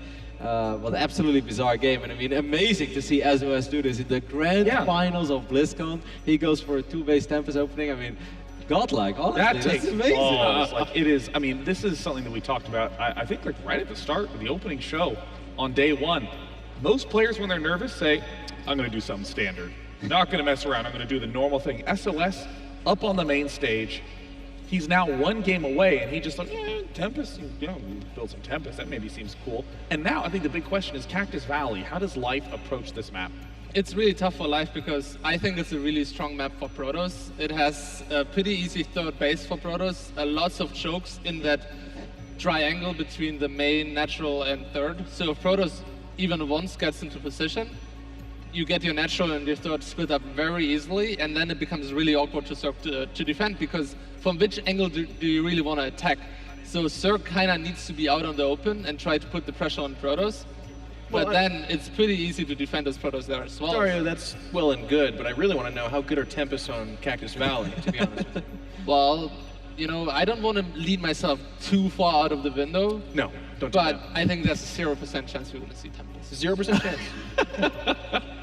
Well, at this point in time, s0s is now 1 game away from being a 2-time champion, but Life's not far behind. Should he win this, the series will tie up. Tastosis, take us to game 6. All right, we're going into Cactus Valley. It has been back and forth. Very evenly matched. Crazy strategies from s0s. Fantastic attacks and tactics here from Life. Artosis, this is crazy. We have, ladies and gentlemen, we have 2 BlizzCon champions, and this is the last Heart of the Swarm match we're gonna have. One of these 2 players is about to win Heart of the Swarm. Yeah, they've been kind of selfish. They've been hogging the Heart of the Swarm World Championships, to be honest with you, Tasteless, and that's not changing anytime soon. And what a great way to finish off this wonderful expansion pack to the game we all love. Guys, let's get hype. Let's make some noise. We're going into our next game, s0s against Life, here in BlizzCon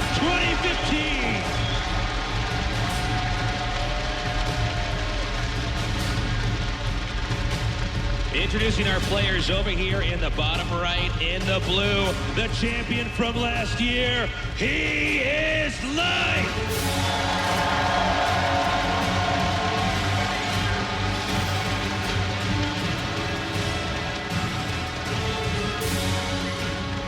His opponent in the upper right, the champion from BlizzCon 2013. In the red, he is s0s.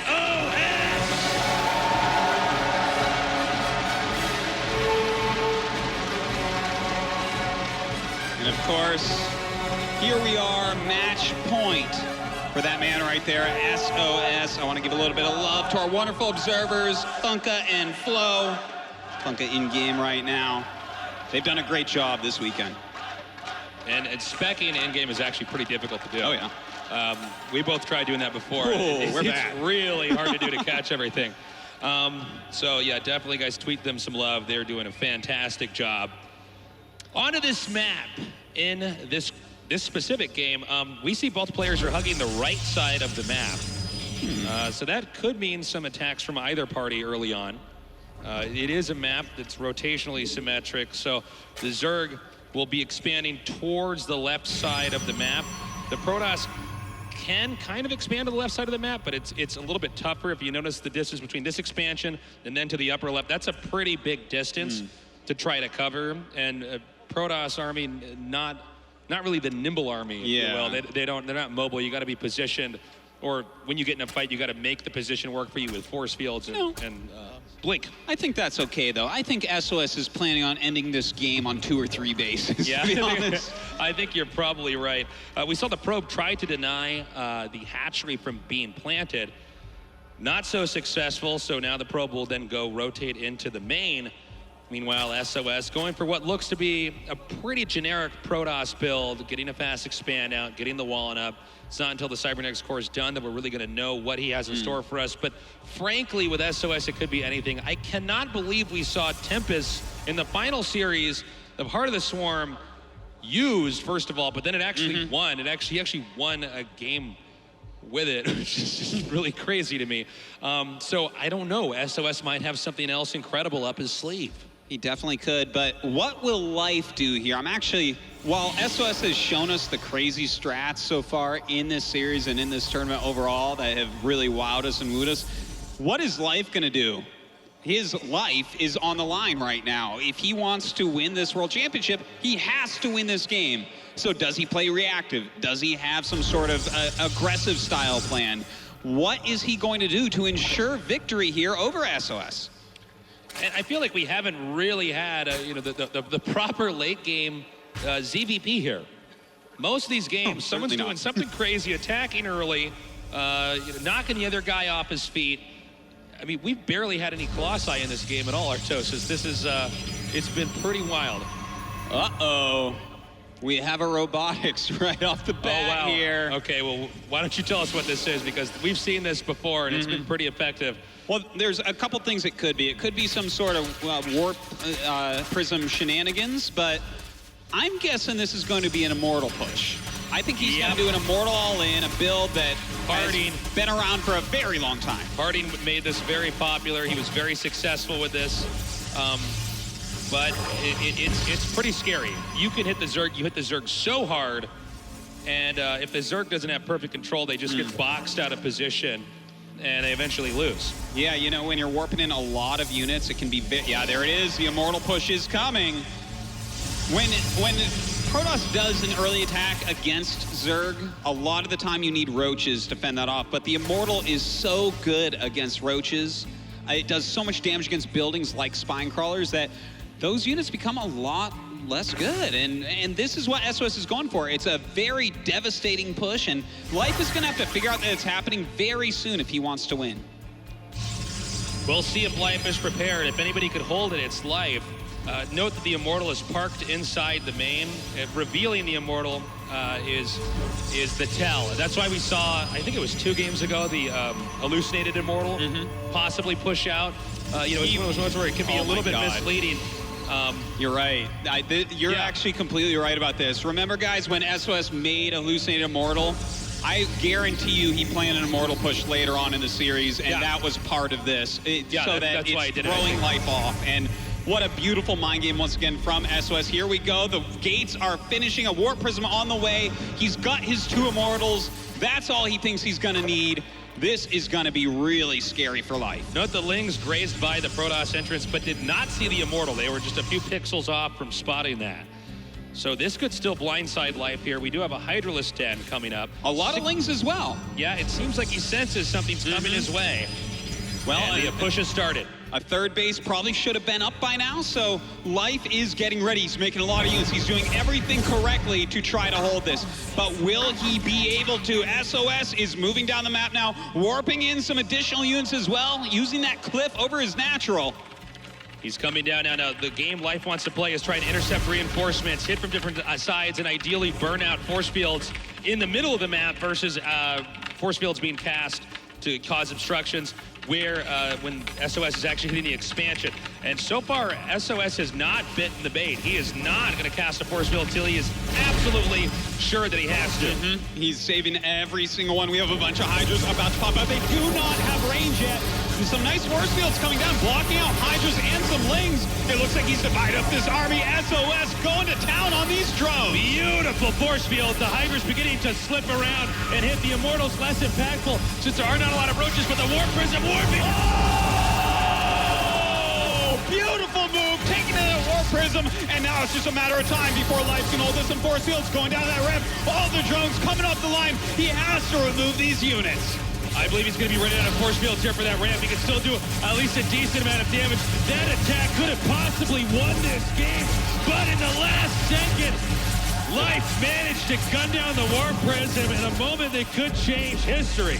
Oh my God, that was insane. Now, he still lost 29 drones. This game is not over. Life has not won this game yet, but s0s is in a tough spot. He's making another mortal. We have those Hydras coming across that map right now. It's gonna be hard for s0s to hold on.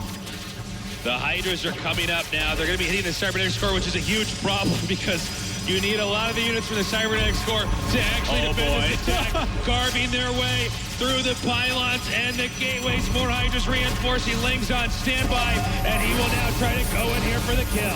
All right, here he goes. Some force fields are used, but again, he doesn't actually have a cybernetics core. He can't make any more sentries or stalkers. It's just going to be Zealots popping out right now. He's trying to make a Colossus, but there are a lot of Hydras and Lings coming in right now. And the Lings are now spilling over on top of the sentries. The stalkers, it doesn't look like s0s can hold on. Life is tearing in, and there's no way he's going to be able to recover from this. It looks like right now we do have that Nexus cannon going down, trying to target down as many of these Hydras as possible. The first Colossus will be popping out soon. s0s trying frantically to hold on, warping in some Zealots, but Life's attack continues. Countless Lings were being produced, sent out here, but it looks like actually Life has stopped. He's starting to manufacture drones. He's not entirely sure this is going to work. He may very well still try to re-engage here and even get the killing blow. s0s has to hang on. He's trying his best. The Colossus is out. The Colossus is coming down. Targeting down these Hydras right now. They're trying to deal some damage to him, but he has some good micro pulling this back. The Nexus falls in the natural. Just in the nick of time, Life manages to take out the Nexus with, I think, there was one Hydra retreating there. That was the last thing remaining, and he ran out. That is forcing s0s to... I mean, he has to do something now. I'm not sure quite what that would be. He's going to wall off his main with pylons, and he's going to go all in. The odds of this working are low, but it's s0s, and he's pretty damn good in situations like this. That's true. He has a second Colossus popping out right now. It looks like Life going to go ahead and poke that pylon wall, and as soon as you see a wall like that, you know for a fact he is going all in on you. So we're going to see nothing but units out of Life. Can he hold on? This is s0s's final push. Oh, and a big mistake there. You can't afford to lose any extra units, and the counter all in occurring here. Mothership Core right now used to defend from these Lings getting inside the main. The push is commencing. Right now, supplies actually shockingly even at 92 to 109. And this is a pretty strong army. He has two Colossi in here. He has force fields. Nice concave here on top of the ramp for Life. Backs up. Doesn't want to walk down into that Colossus range. And so they begin to rotate back. Remember, Life just has to buy time. That's why oh, the Colossi goes down. And the Hydras beginning to surround as well.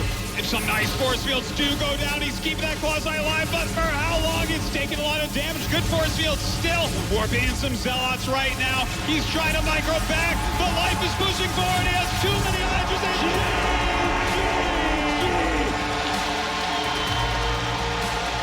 We are going to the final match. One game away from crowning the champion of BlizzCon 2015. So fitting that it should go to game number 7 that my voice breaks. I mean, this is madness right now. s0s and Life, two perfectly matched opponents. They're dead even, and let's not forget that Warp Prism actually got shot down. That game could have ended. I actually thought it was going to end. But when all those units were warping in, just a few seconds before they popped out, boom, it shot down, and that was it. Well, as we see here in the Windows 10 DVR replay, this attack was amazing, but targeting that Warp Prism is what was important here. He knew he had to get rid of it. If he doesn't get rid of this Warp Prism, s0s warps in way too many units and can win the game. But look at that, focusing it down at that moment, canceling that last warp in, that was the game-winning move. That was the moment that a split second completely turned the game upside down. The rush s0s is doing is so strong, oftentimes it can blindside the Zerg. The Zerg can't quite get the army organized in such a way to engage, but Life handled it. And he's going to survive onto the map. Iron Fortress 3-3. This will be the last game of Heart of the Swarm. And we will crown a champion and decide who is the winningest of these two. And then we'll move on to a new chapter with Legacy of the Void. Well, this is it's pretty exciting, man. Game number 7. Guys, get out there and tweet about this. Put it on your Facebook. Let everyone know, because the world champion of the hardest, best esport in the world is about to be crowned.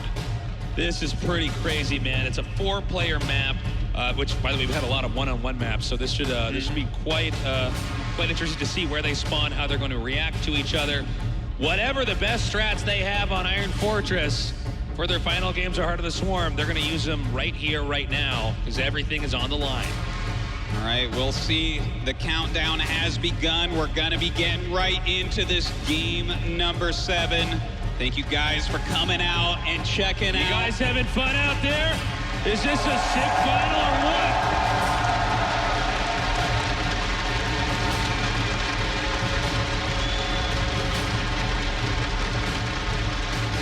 Looks like we are actually ready to go into the final, the last game for Heart of the Swarm. This is BlizzCon 2015, SOS against Life. Introducing our players over here in the upper left, in the blue, he is s0s!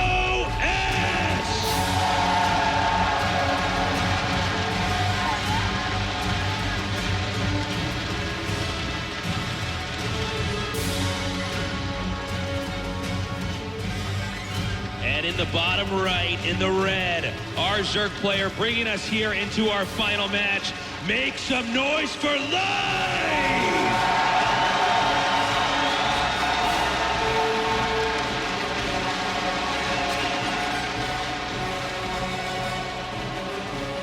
And here we are. Everything you're about to see is the last time you'll see it in the Heart of the Swarm, because Legacy of the Void is coming. Oh man, the feels. Indeed. The feels, man.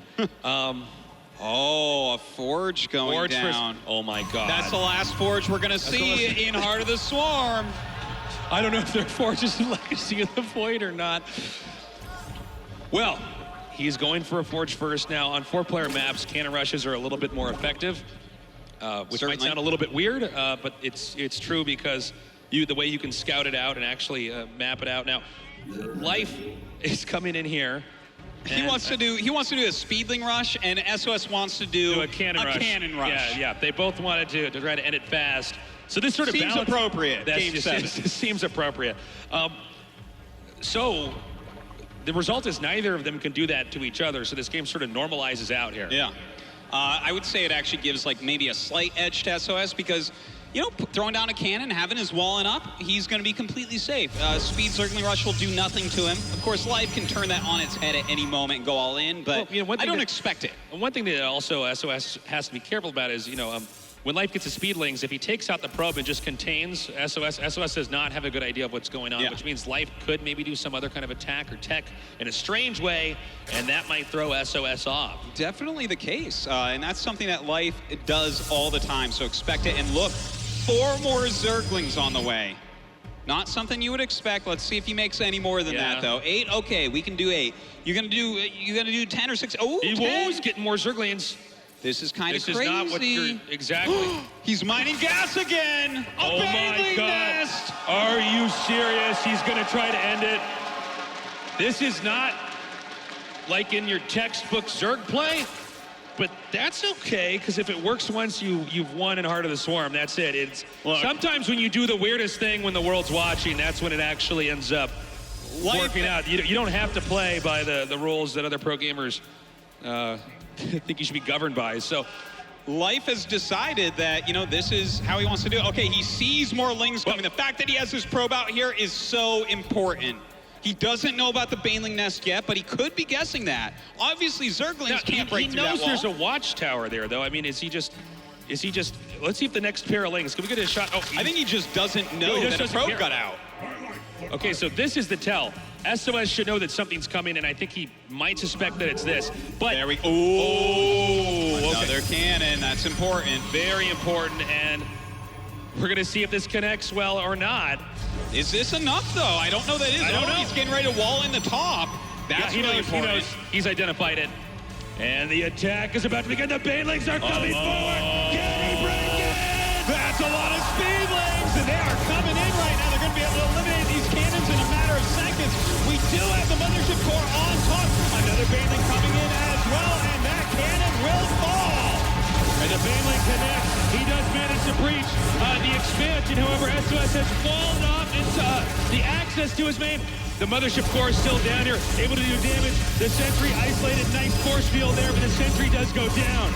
Looks like right now he is trying to get a cannon down here. He doesn't want to lose the low ground. If he loses it, it becomes much harder to hold. Another force field, making that sentry, trying to protect this cannon, but I don't think that'll be enough. He's going to lose the gateway at the entrance. He'll lose that. He'll end up losing the forge as well, and the cybernetics core, which means s0s essentially has nothing but paperweights blocking his entrance. Let's see what is going to happen next. He's going after this Nexus, rallying more and more Zerglings down, and just the mothership core is here to defend. He's activated Nexus Cannon, and he decides to pull out. That was a really, really tough decision to make. He decides to back out, and oh my God, this is not over, guys. And the mothership core is actually driving out the Lings and the Baneling, and s0s is frantically trying to reassemble this. He needs to repower everything down here, or the next blow will be a killing one. Yeah, look at this. He's trying to get some more buildings in. He needs some cannons up there as well. Of course, his economy not looking too hot, but neither is Life's. If Life doesn't get a win off of this... Don't forget, Life does not have many drones, so if he doesn't kill him, then Life's going to lose because he doesn't have any workers. He's investing so much in these attacks. All right, it looks like he's going to go ahead and try to punch a hole once again, going right over next to this cannon, and he's trying to target down these Banelings. The Banelings will connect. The Zerglings get in once again, and he does not have another Nexus cannon. He has another cannon over here on the high ground, but you're totally right. The Nexus can't really be defended here. Another sentry going to pop out. Right now, worker count 23 for s0s, 14 for Life. This is becoming one of the wonkiest games I've ever casted. Well, it looks like this natural Nexus will be falling down, but he doesn't want to give up everything down here. Life takes out the Nexus, pushing forward right now, trying to take out these cannons before they warp in, but s0s is not giving up. It's become an insane game. He's going to lose the core. He's losing the gateway. Infrastructure for s0s is so behind right now. At the same time, though, let's not forget, back in Life's base right now, there's hardly any, there's no expansion right now. He doesn't have a ton going on. You want to get that expo up. You want to get that running. It's a bit of a problem. Slowly but surely, s0s is going to be able to secure this location as long as he keeps those sentries in a good position. That's right. The crisis management that s0s has shown us is second to none. The fact that he is still alive and still in this game, that forge, that last forge from Heart of the Swarm is standing strong right now, and he is retaking his natural expansion. He's got a nice little wall in there with the sentries, and I actually think this game is going to normalize. I can't believe s0s managed to survive that. And, we saw that the attack got in there and did some damage, but it was not enough to end the game. And that's one of the reasons why we don't see that strategy as much, is that if you're pretty good, you can kind of survive that. So now we see s0s making a Stargate. He's going to start harassing his opponent. Life is trying to poke in here, maybe bait out force fields, or just see if he can spot anything, because he's sort of playing in the dark from here. Life is trying to get any information he can and just try to figure out what's going on, because again, as you said, his drone count was so low. He's actually behind economy-wise, but he has his hatchery up. He's sending all his drones down. This is really going to help him out. But if this Oracle that s0s is making gets down there and does some damage, I don't know how Life will recover. Yeah, I'm not sure. The tables have really turned here, because, oh, hold up. That actually is so good right now for s0s. He's actually just trapped these Lings in his base, and he could slowly kill them off. Well, they're waiting for that force field to go away. There's no cannon to punish, so the force field's not enough. Oh, he's going to pick off some sentries, perhaps. No, not just yet. No, he got one. That's pretty good, I guess, considering those were trapped already. Yeah, that's definitely something. Well, looks like he's still trying to get some damage done, but good micro there by s0s. Continues to hold on. The Oracle starting to approach the base here of Life. Of course, he saw the Oracle, so he has some spores being made, has multiple queens as well. Oracle now coming in. And it looks like we might have some drone kills here. Now, even though this game's starting to look normal, they got here in very weird ways. And right now, s0s has a worker lead here. It's 44-34, which is very important because that's not what this matchup is supposed to look like at this phase of the game, which means s0s has a little bit more wiggle room. Can't go across the map, but he could definitely try to just force an expansion. Well, you know, we're going to have to see what his choices are going forward here. For Life, on the other hand, we already see what he wants. He wants speed roaches. He wants to get burrow. s0s falling back on the old favorite of Protoss in Heart of the Swarm. Going to be Blink Stalkers with +2 attack and a third base. So he's just using the Oracle here to survey and monitor exactly how many drones are mining, when they're being transferred. s0s is, oh my God, that was close. Barely escaping. Do not lose the Oracle. That would have been very bad because then s0s is in the dark. Yeah. At the same time, s0s now taking a third base. I think s0s is actually starting to get back into this game. Oh, He's yeah. going to be in good shape, and I think it actually might be a big attack from s0s in the next couple of minutes here that it will be up to Life to survive. Yeah, I mean, that's really looking like that, but Life is getting ready. He's making a lot of roaches right now. He actually has fewer drones than there are probes out for s0s, so that's kind of a problem. You need a bigger economy as Zerg than Protoss, but if you crush the army, it doesn't matter how many drones you have. So we're going to have to see, can he hold on here? That's a lot of sentries to deal with, though. He's starting to poke forward. The attack is beginning to commence. This went uncontested across the map. That's not the Life we normally see. But again, he got this game in a different spot. He didn't have enough funding for Lings in this phase of the game to try to slow this down. The Stalkers are warping in. The pressure will be on the third base as he now commences his attack. All right now Life pulling back, trying to get a good defense going, spreading out his roaches. He knows he's going to need a nice big flank here. Might be going for a counterattack there as well. And here it comes. +2 and Blink is finished. Detection is up. A lot of sentries as well. Life right now pulling back his roaches. Can he hold on? s0s is beginning to push forward. The roaches not quite in sync. The ones in the back not connecting at the same time as the ones in the front. s0s back and forth, picking his engagements wisely. It looks like he'll continue to push up into the third base. Nice moves by Life. He's trying to pick off the pylon here, if at all possible. Nice force fields going down, picking off a lot of roaches. And it looks like this third base's life is forfeit. Definitely s0s should be able to pick it off. s0s, though, picking his fights wisely. He wants to make absolutely sure he does not overextend. Now with Blink ready, he continues to press forward. He has plenty of force fields available. The third base is going down for Life. All right, this makes it 3 bases for s0s, 2 for Life. Life is in a dire position indeed. Can he hold on? The Roaches continue to try to flank from the other side. Right now we do have s0s pushing forward. Roach Burrow done here for Life. Gonna Burrow move away from those force fields. He is using that Oracle to spot. Thank God he didn't lose that earlier on. The force is continuing to attack in the front. Right now Life just trying to deny this attack in the back. 113 supply to 99. Look at this, a nice flank here by these Roaches, using that Burrow movement to try to get a nice position. But the Stalkers come back, clean those up, and rejoin. Right now, s0s definitely with a stronger army. s0s pushing forward now. He is closing in on the final base. Life looks like he's in a lot of trouble. He's going to go to try for possibly one more final flank, but it looks like s0s has managed to turn this game around from a near-death Baneling bust into a closing killing attack. Well, here we go. Burrow moving forward from Life, getting on top of those sentries, picking up the sentries oh so quickly, but there's a lot of Blink Stalkers to deal with. Is there enough damage here from Life to eliminate all of these Blink Stalkers? Some nice blinking back by s0s, eliminating the Roaches, and it looks like s0s should be taking this game. In the last moment when he ran out of room, he did it!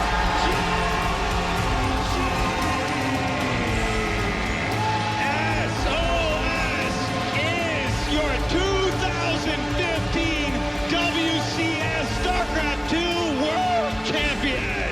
World champion indeed, Artosis. Give it up for s0s!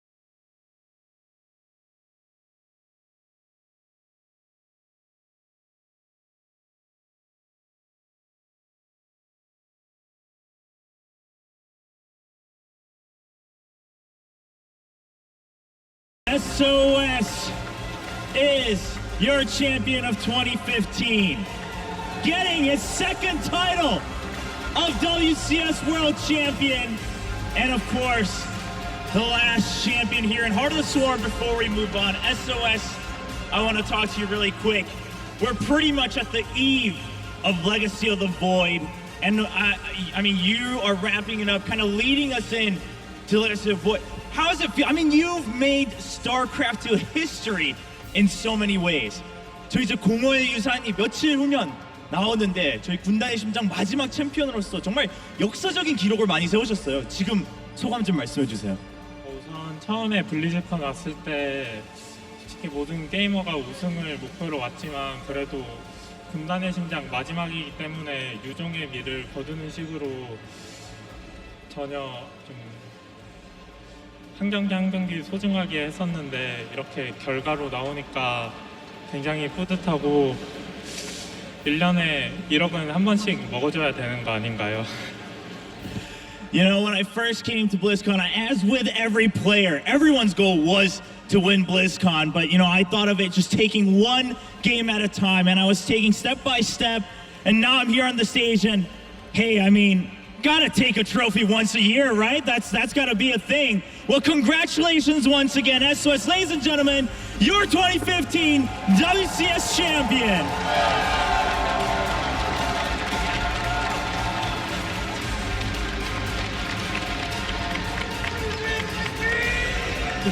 What a treat this tournament has been.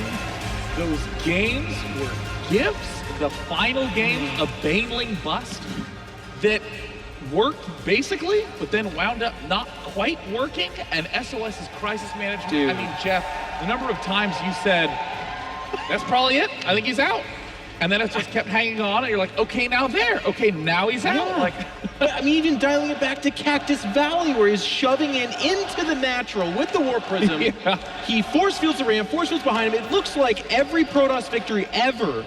And to know to pick off that Warp Prism, to pull all the right units, and to just sneak out that win, even down to the final battle against the Rangeless Colossus, to then push into Game 7, and to have the Steel Spirit, as he calls it. In the West, we usually talk about the testicles, and to say, you know what? I'm going to do a Baneling bust. My mind is blown. I'm so happy. I'm so filled with joy. SOS becomes a repeat champion, maintains the legend, by the way, of only winning $100,000 tournaments. Is this number 3, I think, for him? My God. It's insane. What he is accomplishing is a dream come true for anybody that is in esports.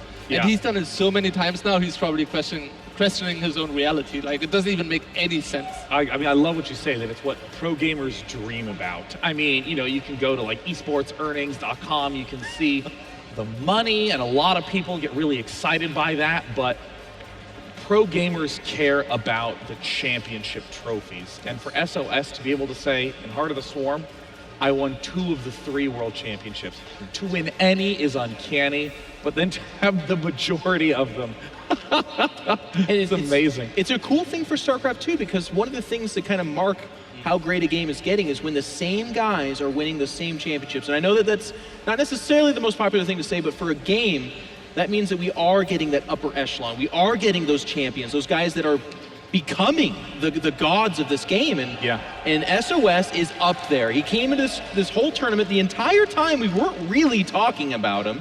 He's so calm and cool, and every time we ask, we're like, hey, you just dominated that guy. And he's like, yeah, I guess my mind games just kind of worked him into the ground. And to go the distance, Game 7, and by the way, I looked at everyone here and I said, if he loses Cactus Valley, I think Life just wins the whole thing. Iron Fortress is one of the worst PvZ maps you can play on. He overcame that too. For sure. I think this was an absolutely amazing final. You know, we often talk about memorable finals. Remember Flash parting of a home story cup. Even the one with Jadong, I think was very memorable. But this one really stands out as well. We just saw it all, and I really think it's so impressive the way that SOS won this championship, because he's shown us everything that Protoss has to offer, and things we know that weren't even possible. Like apparently 2-base Tempest against Zerg is now a thing as well. But you know, he's done it all. Ends, by the way, we're like, He has great macro, he has great micro, he's very cheesy, he's extremely unpredictable, and at the same time he has excellent crisis management, which he shows in Game 7 of BlizzCon. Like, they just don't come any better than this. I mean, I still remember you know, in learning about StarSense in 2002 that was talked Absolutely. about so much on the Korean professional broadcast, which is just, it's almost this indefinable quality that some players have where they just seem to know what's going on in the game. Where StarCraft is all about incomplete information. You're always trying to look for the explicit signal, but there's a few players who just kind of seem to know when it's time to pull out a certain kind of play or when it's time to pull back. This was the game where the Forge came out. Most Protosses nowadays love going for gateway first. They're happy, they're thrilled to be able to cut the cannon, but in the deciding match, SOS goes against the grain of his play. That's that StarSense. Oh man, and even it's the two of those people with StarSense colliding, by the way, because I really feel like from life that was a brilliant choice for him too, to counter the cannon rush with the gas first. He's actually pretty good for him, especially on Iron Fortress. But if it weren't for probably that probe on the tower, I don't know, but also the crisis management from SOS, life could have just steamrolled over him. I mean, if it's just a single cannon and a zealot in a block like that, boom, lings are loose. I mean, we saw that before. That's kind of what Lilba had in one of his games against Live, and I really love that Jeff mentions that probe, because I think the 4 links or the 6 links, the first 6 links of the route, they chased one probe, and SOS is like, yeah, you know, it's just going back to my main base, no worries. I see absolutely nothing right now. But he actually sneaked out another probe already, puts it on the Zelnaga, and then you see it, 2 links run by, 2 more links run by, and then 2 additional links run by, and then he's like, all right, that's it, you know, pylon, second cannon, here we go. And that makes it so much harder for a Baning boss to be successful. In that Legacy of the Void trailer, it is a single probe warping a pylon that ends up saving the Protoss lives. We end the entire species with a probe on the tower who's like, hey, guys at home, there's still more coming. I mean, amazing. And now that the tournament is complete, looking at the predictions, looking at the predictions, let's quickly identify exactly where Rotterdam stands in the predictions. Oh my God! Oh no! Everyone call up Todd. He's doing great. Wow. Oh, Todd's above you. Killaris. Should we just tell Todd that he's still last? I think. I mean, this is a really telling of how the tournament went. That 67% was the highest. Yes. Going into this, I mean, especially considering how many of the top tier players fell. I mean, at the end of the day, I'm not only so excited by what happened in this event, but Legacy of the Void is right around the corner. Oh my God. And it's a great game. I mean, we were on that panel talking about earlier, Sean, and we've all had a chance to play it, and even speaking to like David Kim and the guys working on this game behind it, there's too many names. You guys are doing an amazing job. Legacy of the Void, I really feel like is a better game than Heart of the Swarm, and Heart of the Swarm is a damn good game. I think it's the best you can play right now. So I am so excited for the future. All of us here at BlizzCon, including you too, Dario, from all of us here, thank you so much for watching the WCS Global Finals. Now keep in mind, Lincoln Park is coming up here. If you're watching at home, you can tune in by getting that virtual ticket, which of course gives you access to that and all BlizzCon content for the next 3 weeks. If you're here in the stadium, you can just stay. It's going to be broadcast on those gigantic monitors right there. Without any further ado, ladies and gentlemen, go play some video games. Cheers.